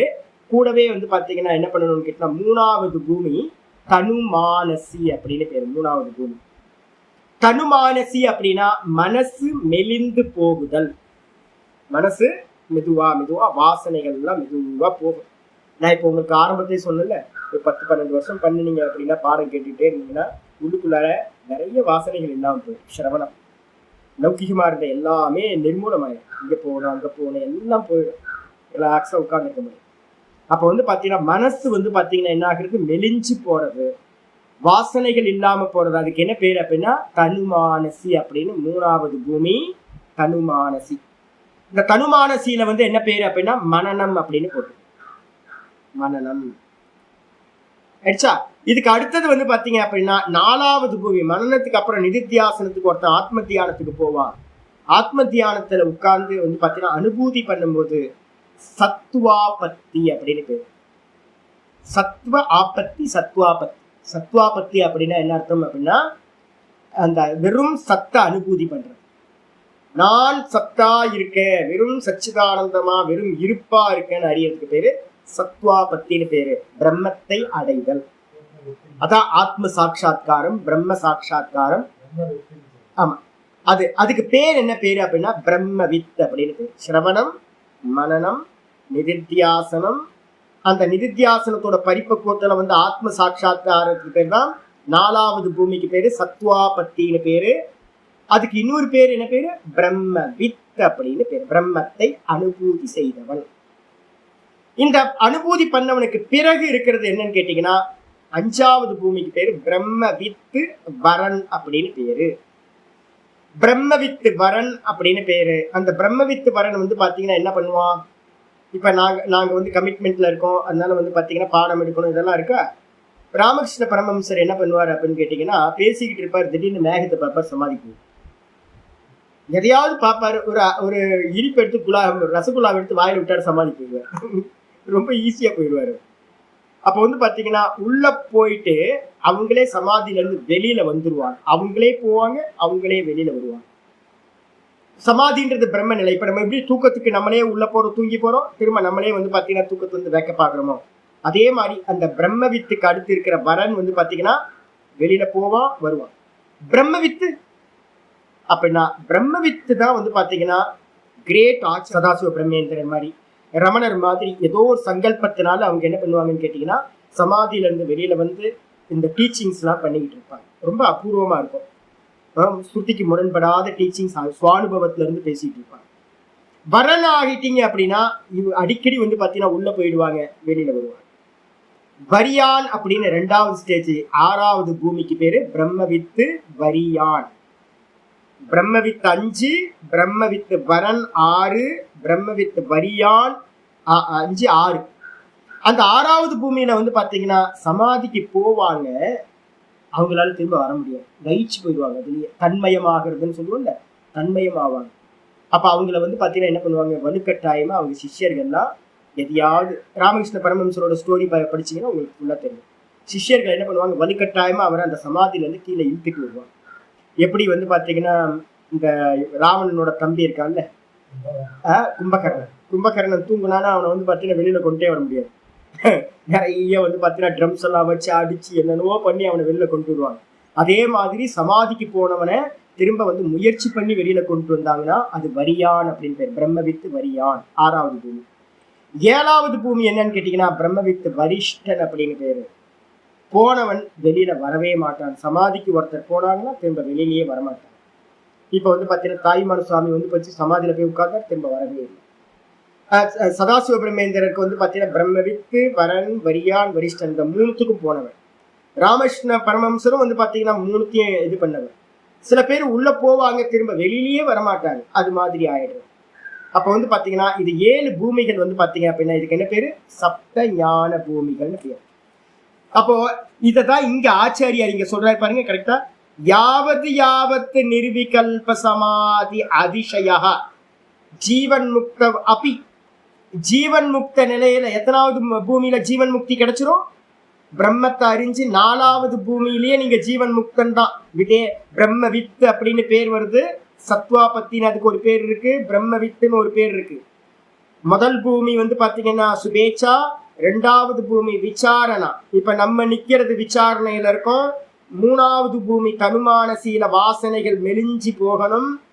எல்லா டிராபேக்கும் வந்து போனதுக்கு பிறகு அனுபூதி உண்டாகும். அனுபூதி உண்டானதுக்கு பேர் சத்வாபத்தி, பிரம்மவித் அப்படின்னு பேரா. அந்த நிலையிலேயே ஜீவன் முக்தன் ஆயிடுறான். அந்த நிலையில இருந்து அவனுக்கு என்ன ஆகுதுன்னு கேட்டீங்கன்னா ஜீவன் முக்தவபி யாவத்து யாவத்து நிர்விகல்ப சமா நிர்விகல்ப அதிசயக. நிர்விகல்பம் அப்படின்ற சமாதி வந்து இம்ப்ரூவ் ஆயிட்டே போகுதோ, அதிகமான தன்மையை அடையுதோ. அதிசயம்ன்றதுக்கு அர்த்தம் இம்ப்ரூவ் ஆயிட்டே போறது, அதிகமாயிட்டே போறது. அப்போ ஜீவன் முக்தன் வந்து பாத்தீங்கன்னா 4வது பூமியில இருக்கிறவன் ஏதாவது நிறைய பக்த கமிட்மெண்ட்லாம் இருந்தா அவன் உபதேசம் ஏதாவது பண்ணிட்டு இருப்பான், கிரந்தம் பண்ணுவான், ஏதாவது பண்ணுவான். ஒருவேளை எந்த ஒரு சங்கல்பமும் அவனுக்கு முன்னாடி ஜென்மங்கள்ல இல்லாம இருந்துச்சு அப்படின்னா அவன் என்ன பண்ணுவான்னு கேட்டீங்கன்னா ஜீவன் முக்தன் ஆனதுக்கு பிறகு என்ன பண்றதுக்கு ஒண்ணுமே இல்லையா, என்ன பண்றதுக்கு ஒண்ணும் இல்லை, அப்படி திரும்ப சமாதிக்க போயிடும். சமாதிக்கு போயினா அப்படின்னா முதல் ஸ்டேஜ் வரன், 2வது ஸ்டேஜ் வரியான், 3வது ஸ்டேஜ் வரிஷ்டன். அப்ப 4ல இருந்து 7வது பூமி போற வரைக்கும் வந்து ஜீவன் முக்தனுக்கு மெதுவா மெதுவா மெதுவா அதிகமாயிட்டே போகும். அப்ப என்ன ஆகும் கேட்டீங்கன்னா அதிசயக தாவத்து உத்தமத்துவம் திரஷ்டவியம். அந்த உத்தமத்தன்மை அதிகமாயிட்டே போகும். கடைசியில வந்து பாத்தீங்கன்னா அவன் சரீரத்தோட எந்த சம்பந்தமும் இல்லாத, அவனை வச்சு ஒன்றும் பண்ண முடியாது. வரிஷ்டன் ஆயிட்டீங்க அப்படின்னா அதுக்கப்புறம் திரும்ப வரமாட்டீங்க, சரீரத்தோட உங்களுக்கு எந்த சம்பந்தமும் இல்லாமல் போய்விடும் அப்படின்னு சொல்லுது. சரி, இது இல்லாம இன்னொரு ஒரு 7 பூமி இருக்கு. என்ன பூமி அப்படின்னு கேட்டீங்கன்னா நிதாகர் அப்படின்னு ஒருத்தர், ரிபு நிதாகர் அப்படின்னு ஒரு 2 பேர் இருந்தாங்க. கேள்விப்பட்டிருக்கீங்களா? ரிபு கீதைன்னு கேள்விப்பட்டிருக்கீங்களா? ரமணாசிரமத்தை ரொம்ப ஃபேமஸா படிப்பாங்க. ரிபு கீதை அப்படின்றது ரொம்ப ஃபேமஸ். அந்த ரிபுன்ற மகரிஷி வந்து பாத்தீங்கன்னா யோகிகள்ல ரொம்ப உயர்ந்தவர். அந்த ரிபு வந்து பாத்தீங்கன்னா அவர்கிட்ட நிதாகர்னு சொல்லக்கூடிய சிஷ்யர் வந்து என்ன பண்றாரு, வந்து கேள்வி கேட்கிறார். அந்த உபனிஷத்துக்கு பேரு அன்னபூர்ணோ உபனிஷத் அப்படின்னு பேர். ரொம்ப பிரசித்தமான உபனிஷத், சாதகர்களுக்கு ரொம்ப இம்பார்ட்டன்ட். அவ்வளவு அற்புதமான விஷயங்கள் எல்லாம் அதுல இருக்கு. அதுல வந்து பாத்தீங்கன்னா 5வது அத்தியாயம் அன்னபூர்ண உபனிஷத் 5வது அத்தியாயத்துல ஒரு ஒரு இது வந்து 7 பூமிகள் சொல்ல வருது. ரொம்ப டீட்டெயிலா இருக்கும், நான் சொல்றேன் பாருங்க. இன்னும் 15 நிமிஷத்துல சொல்லிடலாம், வெயிட் பண்ணி. சாஸ்திர சஜ்ஜன சம்பர்க்கः வைராக்யாபியாச ரூபிணி. நடுவுல இருந்து சொல்றேன், ஒரு 3 லைன் 4 லைன் விட்டுட்டேன், 4 லைனுக்கு அப்புறம் சொல்றேன். சாஸ்திர சஜ்ஜன சம்பர்க்க வைராக்யாபியாச ரூபிணி பிரதமா பூமிகை ஏஷா உக்தா முமுக்ஷுத்வ பிரதாயினி. இந்த முதல் பூமிக்கு என்ன பேர் சொன்னோம்? கொஞ்சம் சிமிலாரிட்டி இருக்கும், அதுக்கப்புறம் மாறிடும். இங்க முதல் பூமிக்கு என்ன பேர் சொன்னோம்? சுபேச்சா. அதான் பிரதமா பூமின்னு பேரு. அதுல என்ன நடக்கும் அப்படின்னா சாஸ்திர சஜ்ஜன சம்பர்க்கா. சாஸ்திரத்தோடையும் சஜ்ஜனங்கள் அப்படின்னா நிறைய நல்லவங்களோடையும் பெரியவங்களோடையும், சினிமா கதை அடிக்கிறது அரசியல் கதை அடிக்கிறது இல்லை, பகவானை பத்தி பேசக்கூடியது, ஆத்ம தத்துவத்தை பத்தி பேசக்கூடிய பெரியவங்களோட சங்கம். சம்பர்க்கம்னா சங்கம்னு அர்த்தம். அப்ப சத் சங்கமும் சாஸ்திர சஜ்ஜனம், சாஸ்திரத்தையும் அங்கங்க போய் கேட்கறது. நம்ம எல்லாம் சென்னையில வாய்ப்பு அதிகம் தானே, சென்னையில இருக்கிற மாதிரி வாய்ப்பு வேற எங்கேயும் இல்லைன்னு நினைக்கிறேன். வேற மற்ற டிஸ்ட்ரிக்ட்லாம் அவ்வளோ கிடைக்கிறதே இல்லை, சென்னை கோயம்புத்தூர் மட்டும்தான் கிடைக்குது. வேற எங்கேயுமே வந்து இந்த அளவுக்கு நமக்கு வேதாந்தமோ கதா காலட்சேபமும் வேற எங்கேயுமே இல்லை. சென்னையில என்ன ப்ரோக்ராம் நடக்குது, சுத்தி சுத்தி அங்கங்க வந்து பார்த்தீங்கன்னா சத்சங்கம் அது இதுன்னு எதையாவது டெய்லி நீங்க என்கரேஜ் பண்ணிக்க முடியும். அப்ப அதுல போய் போய் போய் போய் மெதுவா நீங்க அதோட மெதுவா என்ன ஆகும்னு கேட்டீங்கன்னா வைராகியாபியாசிய ரூபிணி. மெதுவா மெதுவா மெதுவா மெதுவா உலகத்துல வைராகியம் வரும். அதே மாதிரி வந்து பாத்தீங்கன்னா அபியாச ரூபிணி அப்படின்னா வைராகியத்தோட அபியாசத்தை மெதுவா பண்ண ஆரம்பிப்பீங்க. மெதுவா கொஞ்சம் மந்திர ஜபம் பண்ண ஆரம்பிக்க, சந்தியாவந்தனம் பண்ண ஆரம்பிப்பீங்க, தான தர்மங்கள் பண்ண ஆரம்பிப்பீங்க. இதெல்லாம் பண்றது எங்க அப்படின்னு கேட்டீங்கன்னா இந்த முதல் எது சுபேச்சால நடக்கிறது. இதுதான் பிரதமா பூமி, இதுதான் முதல் பூமி. ஏஷா உக்தா முமுக்ஷுத்வ பிரதாயினி. இதை நீங்க கேட்க கேட்க இந்த பூமி என்ன பண்ணும்? முமுக்ஷுத்துவத்தை கொடுக்கும். இதை கேட்க கேட்க கேட்க இப்ப நான் என்ன மாதிரி ஒரு ஆட்களோட பேசிக்கிட்டே இருந்தீங்கன்னா என்ன ஆகும்னு கேட்டீங்கன்னா, ஐயோ மோட்சம் அடையணும், கண்டிப்பா மோட்சம் அடையணும் ஒரு இச்சை வந்துடும். இந்த சம்சாரம் வேணாம்ப்பா, மோட்சம் அடையணும் நம்மளும் அப்படின்னு ஒரு முமுக்ஷுத்துவம் உள்ள வந்துடும். விரக்த சன்னியாசிகளோட, விரக்த மகாத்மாக்களோட, சாதுக்களோட பழக பழக பழக நமக்கு வைராக்கியம் மெதுவா ஆரம்பிச்சிடும். முமுக்ஷுத்துவம் வந்து பாத்தீங்கன்னா கொடுக்கக்கூடியது இந்த முதல் பூமி. 2வது பூமி சொல்றாரு பிரதமா பூமிக்கு அப்புறம் விசாரணா த்விதீயா சியாத். விசாரணா த்விதீயா சியாத் 2வது பூமி விசாரணா என்று சொல்லக்கூடியது. 3வது பூமி வந்து பாத்தீங்க அப்படின்னா திருத்தீயா சாங்க பாவனா. திருத்தியால நமக்கு என்ன பேர் போட்டிருக்கோங்க? நான் 3வது சொல்லும்போது போனதுல தனுமானசி சொன்னமா, அந்த தனுமானசிக்கு இன்னொரு பேர் இந்த இடத்துல என்ன பேருனா சாங்க பாவனான்னு போட்டிருக்கு. சாங்க பாவனா அஷ்டாங்க பாவனா, அஷ்டாங்க யோக அபியாசம் நடக்கும். விசாரணை பண்ணுவீங்க, விசாரணை பண்ணதுக்கு பிறகு விசாரம் பண்ணப்பட்ட அந்த பிரம்மத்தை அடையணும்னா என்ன சொல்லி தருவோம்? அபியாசத்தை சொல்லி தருவோம். அஷ்டாங்க யோகத்தை பண்ணு, தாரண தியான சமாதி பண்ணணும், சகுணத்துல எப்படி பண்ணணுமோ அதே மாதிரி நிர்குணத்துல பண்ணணும் அப்படின்னு வந்து பாத்தீங்கன்னா யோகம் வந்துடும் ஃபுல்லா. சாங்க பாவனான்னு பேர். தனுமானசிக்கு பக்கத்துல வாசனை மெலிவடையணும்னா என்ன பண்ணணும்? அஷ்டாங்க யோகத்தை அபியாசம் பண்ணா வாசனை மெலிஞ்சு போகும். அப்ப வந்து பாத்தீங்கன்னா சாங்க பாவனான்னு அதுக்கு இன்னொரு பேர். அதுக்கப்புறம் அது என்ன பண்ணுவோம்?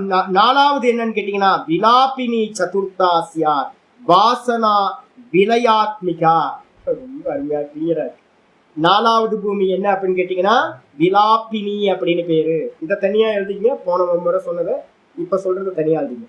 இதுல 4வது பூமிக்கு பேரு விலாபினி, 3வது பூமிக்கு பேரு சாங்க பாவனா.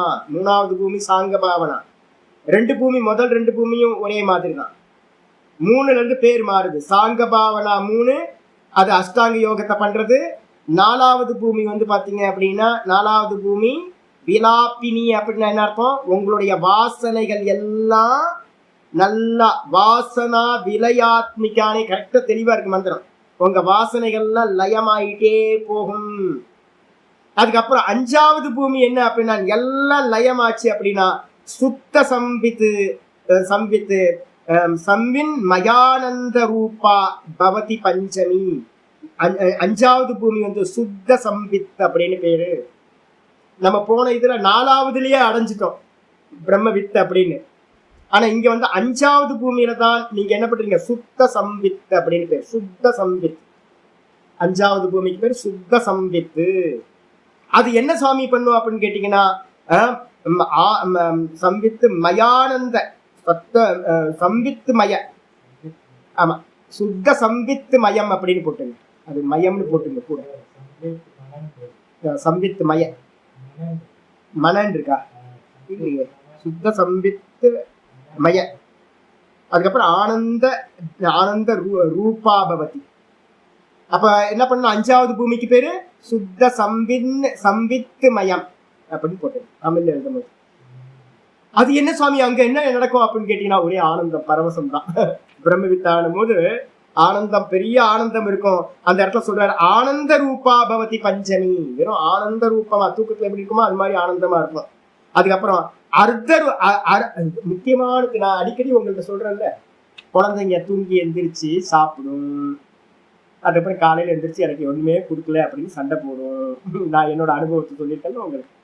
இதே இதை அப்படியே எக்ஸாம்பிள் வந்து பாத்தீங்கன்னா எங்க இருக்குன்னா, உபனிஷத்துல இருந்து தான் நான் பேசுறது எல்லாம். ஆச்சரியர் சொல்றாரு, அந்த இடத்துல என்ன சுவாமி நடக்கும்னா, அர்த்த சுஷுப்த பிரபுத்தா போ ஜீவன் முக்தோ அத்திர திஷ்டதி. இதுக்கப்புறம் வந்து பாத்தீங்கன்னா யாரெல்லாம் வந்து பாத்தீங்கன்னா அறத்தூக்கம் இருக்குல்ல, அறத்தூக்கம் சொல்றது அர்த்த சுஷுப்தி. ஒருத்தன் தூக்கத்துல இருந்து எந்திரிச்சவனை நீங்க எதையாவது கொடுத்தீங்கன்னா அவன் தூங்கிக்கிட்டு அறத்தூக்கத்துல தூங்கிக்கிட்டே வந்து பாத்தீங்கன்னா நடந்து போறது, அறத்தூக்கத்துல நடக்கிறது, அறத்தூக்கத்துல சாப்பிடுறது, இது மாதிரி.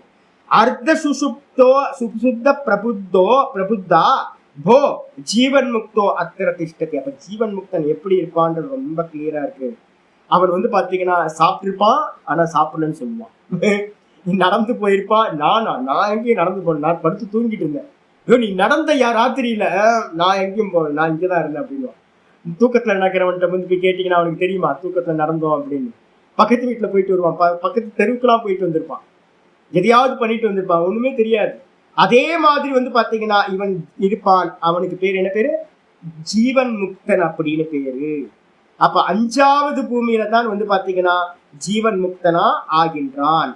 அதுக்கப்புறம் அசம்வேதன ரூபாச்ச சஷ்டி பவதி பூமிக்கா. 6வது பூமிக்கு பேரு அசம்வேதன அப்படின்னு பேரு. அசம்வேதனம் தமிழ்ல எழுதிட்டீங்கன்னா அசம்வேதனம். 6வது பூமிக்கு பேரு அசம்வேதனம். அசம்வேதனம்னா இந்த உலகத்துல இருக்கிற வஸ்துக்கள்லாம் இருக்குல்ல, துவைத்த வஸ்துக்கள், இதெல்லாம் அவனுக்கு தெரியுமா அப்படின்னு கேட்டீங்கன்னா, இந்த 6வது பூமியில வந்து பாத்தீங்கன்னா அவனுக்கு ஆனந்தத்துல லயிச்சு போயிட்டே இருப்பான். அவனுக்கு வெளியில இருக்கிறதெல்லாம் வந்து பாத்தீங்கன்னா இந்த துவைத்த வஸ்துக்கள்லாம் ஒரு பொருட்டாவே இருக்காது, அவனுக்கு அறிவே உண்டாகாது. வெளியில இருக்கிறதெல்லாம் தெரியவே தெரியாது. கண்ணை திறந்தாலும் கண் இல்லாதவனா, காது இருந்தாலும் காது இல்லாதவனா, மனசு இருந்தாலும் மனசு இல்லாதவனா. அவன் என்ன பண்ணுவான், ஆனந்தம் அதிகமாயிரும். 5வது பூமியிலே ஞானம் வந்துடும், பாதி தூக்கத்துல இருக்கிற மாதிரி இருப்பான். 6வது பூமிக்கு போயிட்டான் அப்படின்னா என்ன அப்படின்னு கேட்டீங்கன்னா ஒண்ணுமே தெரியாது வெளியில இருக்கிறது. அதுதான் வந்து பாத்தீங்கன்னா 6வது பூமி. சஷ்டி பூமி எது, அசம்வேதனம் அப்படின்னு பேரு. அதுக்கப்புறம் 6வதுக்கு அப்புறம் 7வது இருக்கு, ஆனந்தைக்க கணாகாரா சுசுப்த சதுர்ஷி சத்திதி ஸ்திதி சதுர்ஷி ஸ்திதி. என்னன்னு கேட்டீங்கன்னா 6வது பூமி வந்து பாத்தீங்கன்னா 7வது பூமி வந்து பாத்தீங்கன்னா ஆனந்த ஏக்க கணம். தூக்கத்துல டீப் ஸ்லீப்ல நம்ம எப்படி ஆனந்தமா தூங்குறோம், வேற ஏதாவது அங்க இருந்துச்சா, வேற எதுவுமே இல்லை. அதே மாதிரி வந்து பாத்தீங்கன்னா சதா அந்த பிரம்மத்திலேயே தன்மயமா ஆயிடுவான். வெறும் சச்சிதானந்த கணமா ஆனதுக்கு பிறகு அவனுக்கு வந்து பாத்தீங்கன்னா சுசுப்த சதுர்ஷின்னு சொல்லுது. நான் எடுத்துக்காட்டு சொல்றேன்ல, தூக்கம் தூக்கம் தூக்கம்னு உங்களுக்கு சொல்லிட்டு இருக்கேன்ல, அதெல்லாம் இதான் தூக்கத்துக்கு ஒப்பானது. தூக்கத்துல எப்படி ஆனந்தமா நம்ம தூங்கி போனோமோ, ஆனந்தமா தூங்கணுஞ்சி அப்படின்னு நம்ம எல்லாம் வெளியில வந்துடுறோம், அவன் வெளியில வரமாட்டான், ஆனந்தத்திலேயே லயிச்சு போயிடுவான். அதுக்கு பேர் தான் வந்து பாத்தீங்க அப்படின்னா 7வது பூமி. அது வந்து பாத்தீங்கன்னா ஆனந்தைக்க கணாகாரா சுசுப்த சதுர்ஷி ஸ்திதி, ஆனந்த ஏக கணாகாரம் அப்படின்னு பேர்.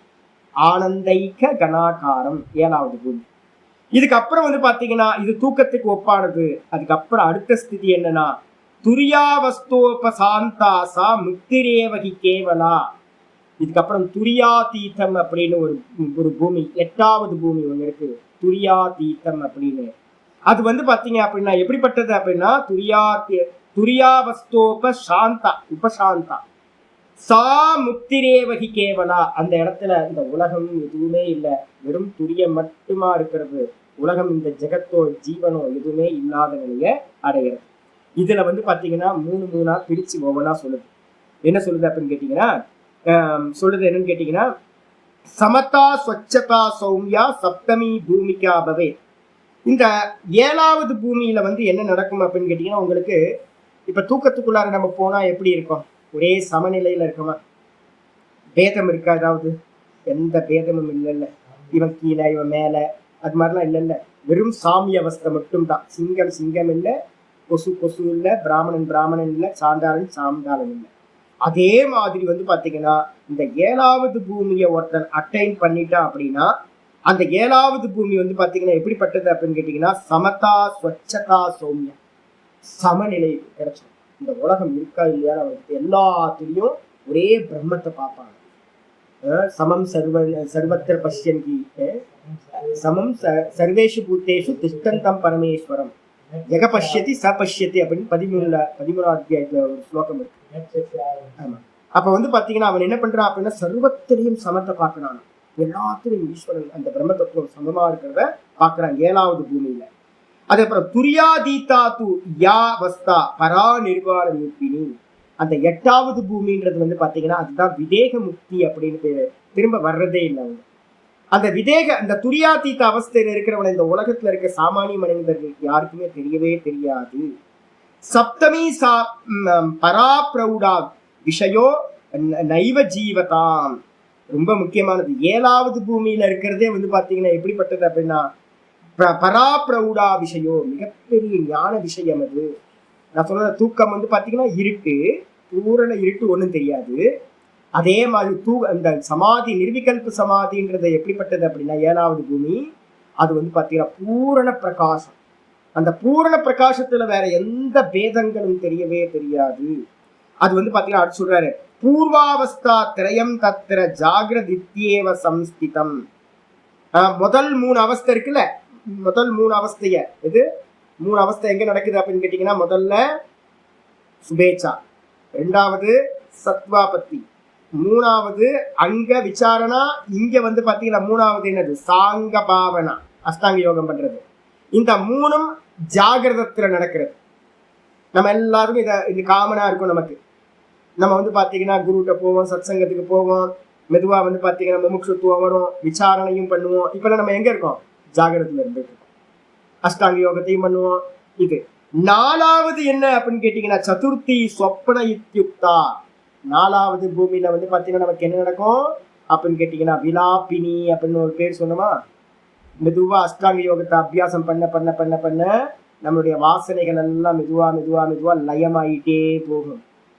அப்ப என்ன ஆகும் கேட்டீங்கன்னா, மெதுவா வாசனை லயமாக லயமாக அனுஷ்டானத்தை நம்ம சொல்ல போறோம், ஒவ்வொன்றா சொல்ல போறோம். ஓம்காரத்தை அனுஷ்டானத்தை அதிகப்படுத்த அதிகப்படுத்த அதிகப்படுத்த மெதுவா உங்களுக்கு எப்படி இருக்குன்னா, இந்த உலகத்தை நீங்க பார்க்கும்போது சதா உள்ளுக்குள்ளார ஓம்காரம் போயிட்டே இருக்குன்னு வச்சுக்கோங்க. தாரண தியானம் போயிட்டே இருக்கு. அப்படி போக போக போக ஒரு விசித்திரம் நடக்கும். என்னன்னு கேட்டீங்கன்னா, இந்த உலகம் உங்கள்கிட்ட ஒட்டவே ஒட்டாது, வெறும் சொப்பன மாதிரி உங்க நிலையில தெரிய ஆரம்பிச்சு. அப்ப 4வது பூமி விலாப்பினின்றது எப்படி அப்படின்னா, எப்படிப்பட்டது அப்படின்னு ஆச்சரியர் சொல்றார், சொப்பன யுக்தா சொப்பன ரூபம் எத்திரவை ஜெகத்து. அந்த இடத்துல எப்படி இருக்கும்? இந்த விலாப்பினின்ற பூமியில இந்த உலகம் சொப்பன மாதிரி கனவு காட்சிகள் போல தெரியும் இந்த ஜெகத்து. அதுக்கப்புறம் 5வது பூமிக்கு போயிட்டீங்க அப்படின்னா, 5வது பூமியை எப்படிப்பட்டது? சுத்த சம்வித் மயம் அப்படின்னு நம்ம சொல்லியிருக்கோம்ல. அந்த சுத்த சம்வித் மயம் எப்படிப்பட்டது அப்படின்னா, ஆனந்தைக்க கணாகாரா சுசுப்தாக்கியாது பஞ்சமி. எப்படி அப்படின்னா தூக்கத்துக்கு சமமானது. தூக்கத்தை இருட்டு, ஆனா இங்க சமாதியில பாத்தீங்கன்னா பஞ்சமி பூமி பூரண பிரகாசம், சுத்த சம்வித் மயம். லைட் அடிச்சா, பவர் லைட் நமக்கு முன்னாடி பீம் லைட் அடிச்சுட்டு வந்தா அப்படின்னா நமக்கு எதுவும் சுத்தி இருக்கிறது எதுவும் தெரியாது இல்ல. சூரியனை பார்த்தா பாத்தீங்கன்னா கொஞ்ச நேரத்துல எதுவுமே தெரியாம போகுது. அதே மாதிரி நமக்கு பாத்தீங்கன்னா பூரண சம்வித் பாத்தீங்கன்னா மயமாயிடும். அங்க வேற எதுவுமே தெரியாது, தூக்கத்துல ஒன்னும் தெரியலன்னு நம்ம எப்படி சொல்றோமோ அது மாதிரி. அப்ப 5வது பூமி தூக்கத்துக்கு சமமானது, 4வது பூமி சொப்பனத்துக்கு சமமானது, முதல் 3 பூமி ஜாகிரத்துக்கு சமமானது. இப்ப நம்ம எல்லாம் ஜாகிரதத்துல இருக்கோம். வாசனைகள் மெலிய மெலிய மெலிய நம்ம 4வது பூமிக்கு வரோம். 5வது பூமிக்கு போனோம் அப்படின்னா நமக்கு ஜீவன் முக்தி கிடைச்சிடும். இதுக்கப்புறம் ஆச்சாரியார் சொல்றாரு, ஆனந்தைக்க ரூபா கணரூபா சுசுப்தியாக்கியாதி பஞ்சமி அசம்வேதனா ரூபா தூ சஷ்டி துரிய பதாபிதா. அந்த 6வது பூமிக்கு பேர் தான் துரியம்னு பேரு, 7வது பூமிக்கு பேரு துரியாதீதம்னு பேரு. அப்ப அந்த துரியம்ன்றது வந்து பாத்தீங்கன்னா என்ன அப்படின்னு கேட்டீங்கன்னா, துரியத்தை வந்து பாத்தீங்கன்னா கொடுக்கக்கூடியது, துரியம் என்று சொல்லக்கூடியது. 7வது பூமி வந்து பாத்தீங்க அப்படின்னா துரியாதீதா அவஸ்தா சப்தமி பூமிகோப்தமா அப்படின்னு வந்து பாத்தீங்கன்னா சொல்லப்பட்டது. அப்ப 7 பூமி முடிஞ்சா நான் வந்து என்னைக்காவது பிடிஎஃப் வந்து பாத்தீங்கன்னா உங்களுக்கு பக்காவா உங்களுக்கு அனுப்பி வைக்கிறேன். இதோட இது நிப்பாட்டுங்க. அப்ப வந்து பாத்தீங்கன்னா ஒரு ஜீவன் முக்தன் சுபேச்சா, அதுக்கப்புறம் விசாரணா, அதுக்கப்புறம் தனுமானசின்ற வாசனாலயமாகிறது, அதுக்கப்புறம் சத்வாபத்தி அடைஞ்சிங்க அப்படின்னா ஜீவன் முக்தன். சத்வாபத்தியிலிருந்து ஒருத்தருக்கு வந்து பாத்தீங்கன்னா மெதுவா மெதுவா மெதுவா மெதுவா அபியாசம் அதிகமாக அதிகமாக சமாதி நிலை அதிகமாக அதிகமாக வரன் வரியான் வரிஷ்டன் அப்படின்னு நிலை அடைவான். அப்போ அவனும் கூட வந்து பாத்தீங்கன்னா தேகம் இருந்துகிட்டே இருக்கும், தேகத்தோட கனெக்ஷன் மெதுவா மெதுவா டிஸ்கனெக்ட் ஆகிட்டே போகும். இவன் விதேக முக்தன் மாதிரி ஆகி விடுவான். அப்ப ஜீவன் முக்தனுக்கும் விதேக முக்தனுக்கும் அந்த 4வது பாயிண்ட்ல வந்து பாத்தீங்கன்னா தேகம் இருக்கும் ஜீவன் முக்தனுக்கு, 4க்கு மேல போகிறவனுக்கு அப்பப்ப டிஸ்கனெக்ட் ஆகிட்டே போகும். 7வது பூமி அடையும் போது விதேக முக்தனா அவன் ஆகிவிடுவான் அப்படின்னு புரிஞ்சுக்கணும். இதோட இங்க நிப்பாட்டுங்க. அது மற்றது எல்லாமே கொட்டேஷன் தான் கொடுத்துருக்கு. நாளைக்கு நம்ம வந்தோட அதை படிச்சுட்டு நம்ம மேற்கொண்டு அடுத்தது. ஓம் பூர்ணமத பூர்ணமிதம் பூர்ணாத் பூர்ணமுதச்யதே பூர்ணஸ்ய பூர்ணமாதாய பூர்ணமேவாவசிஷ்யதே.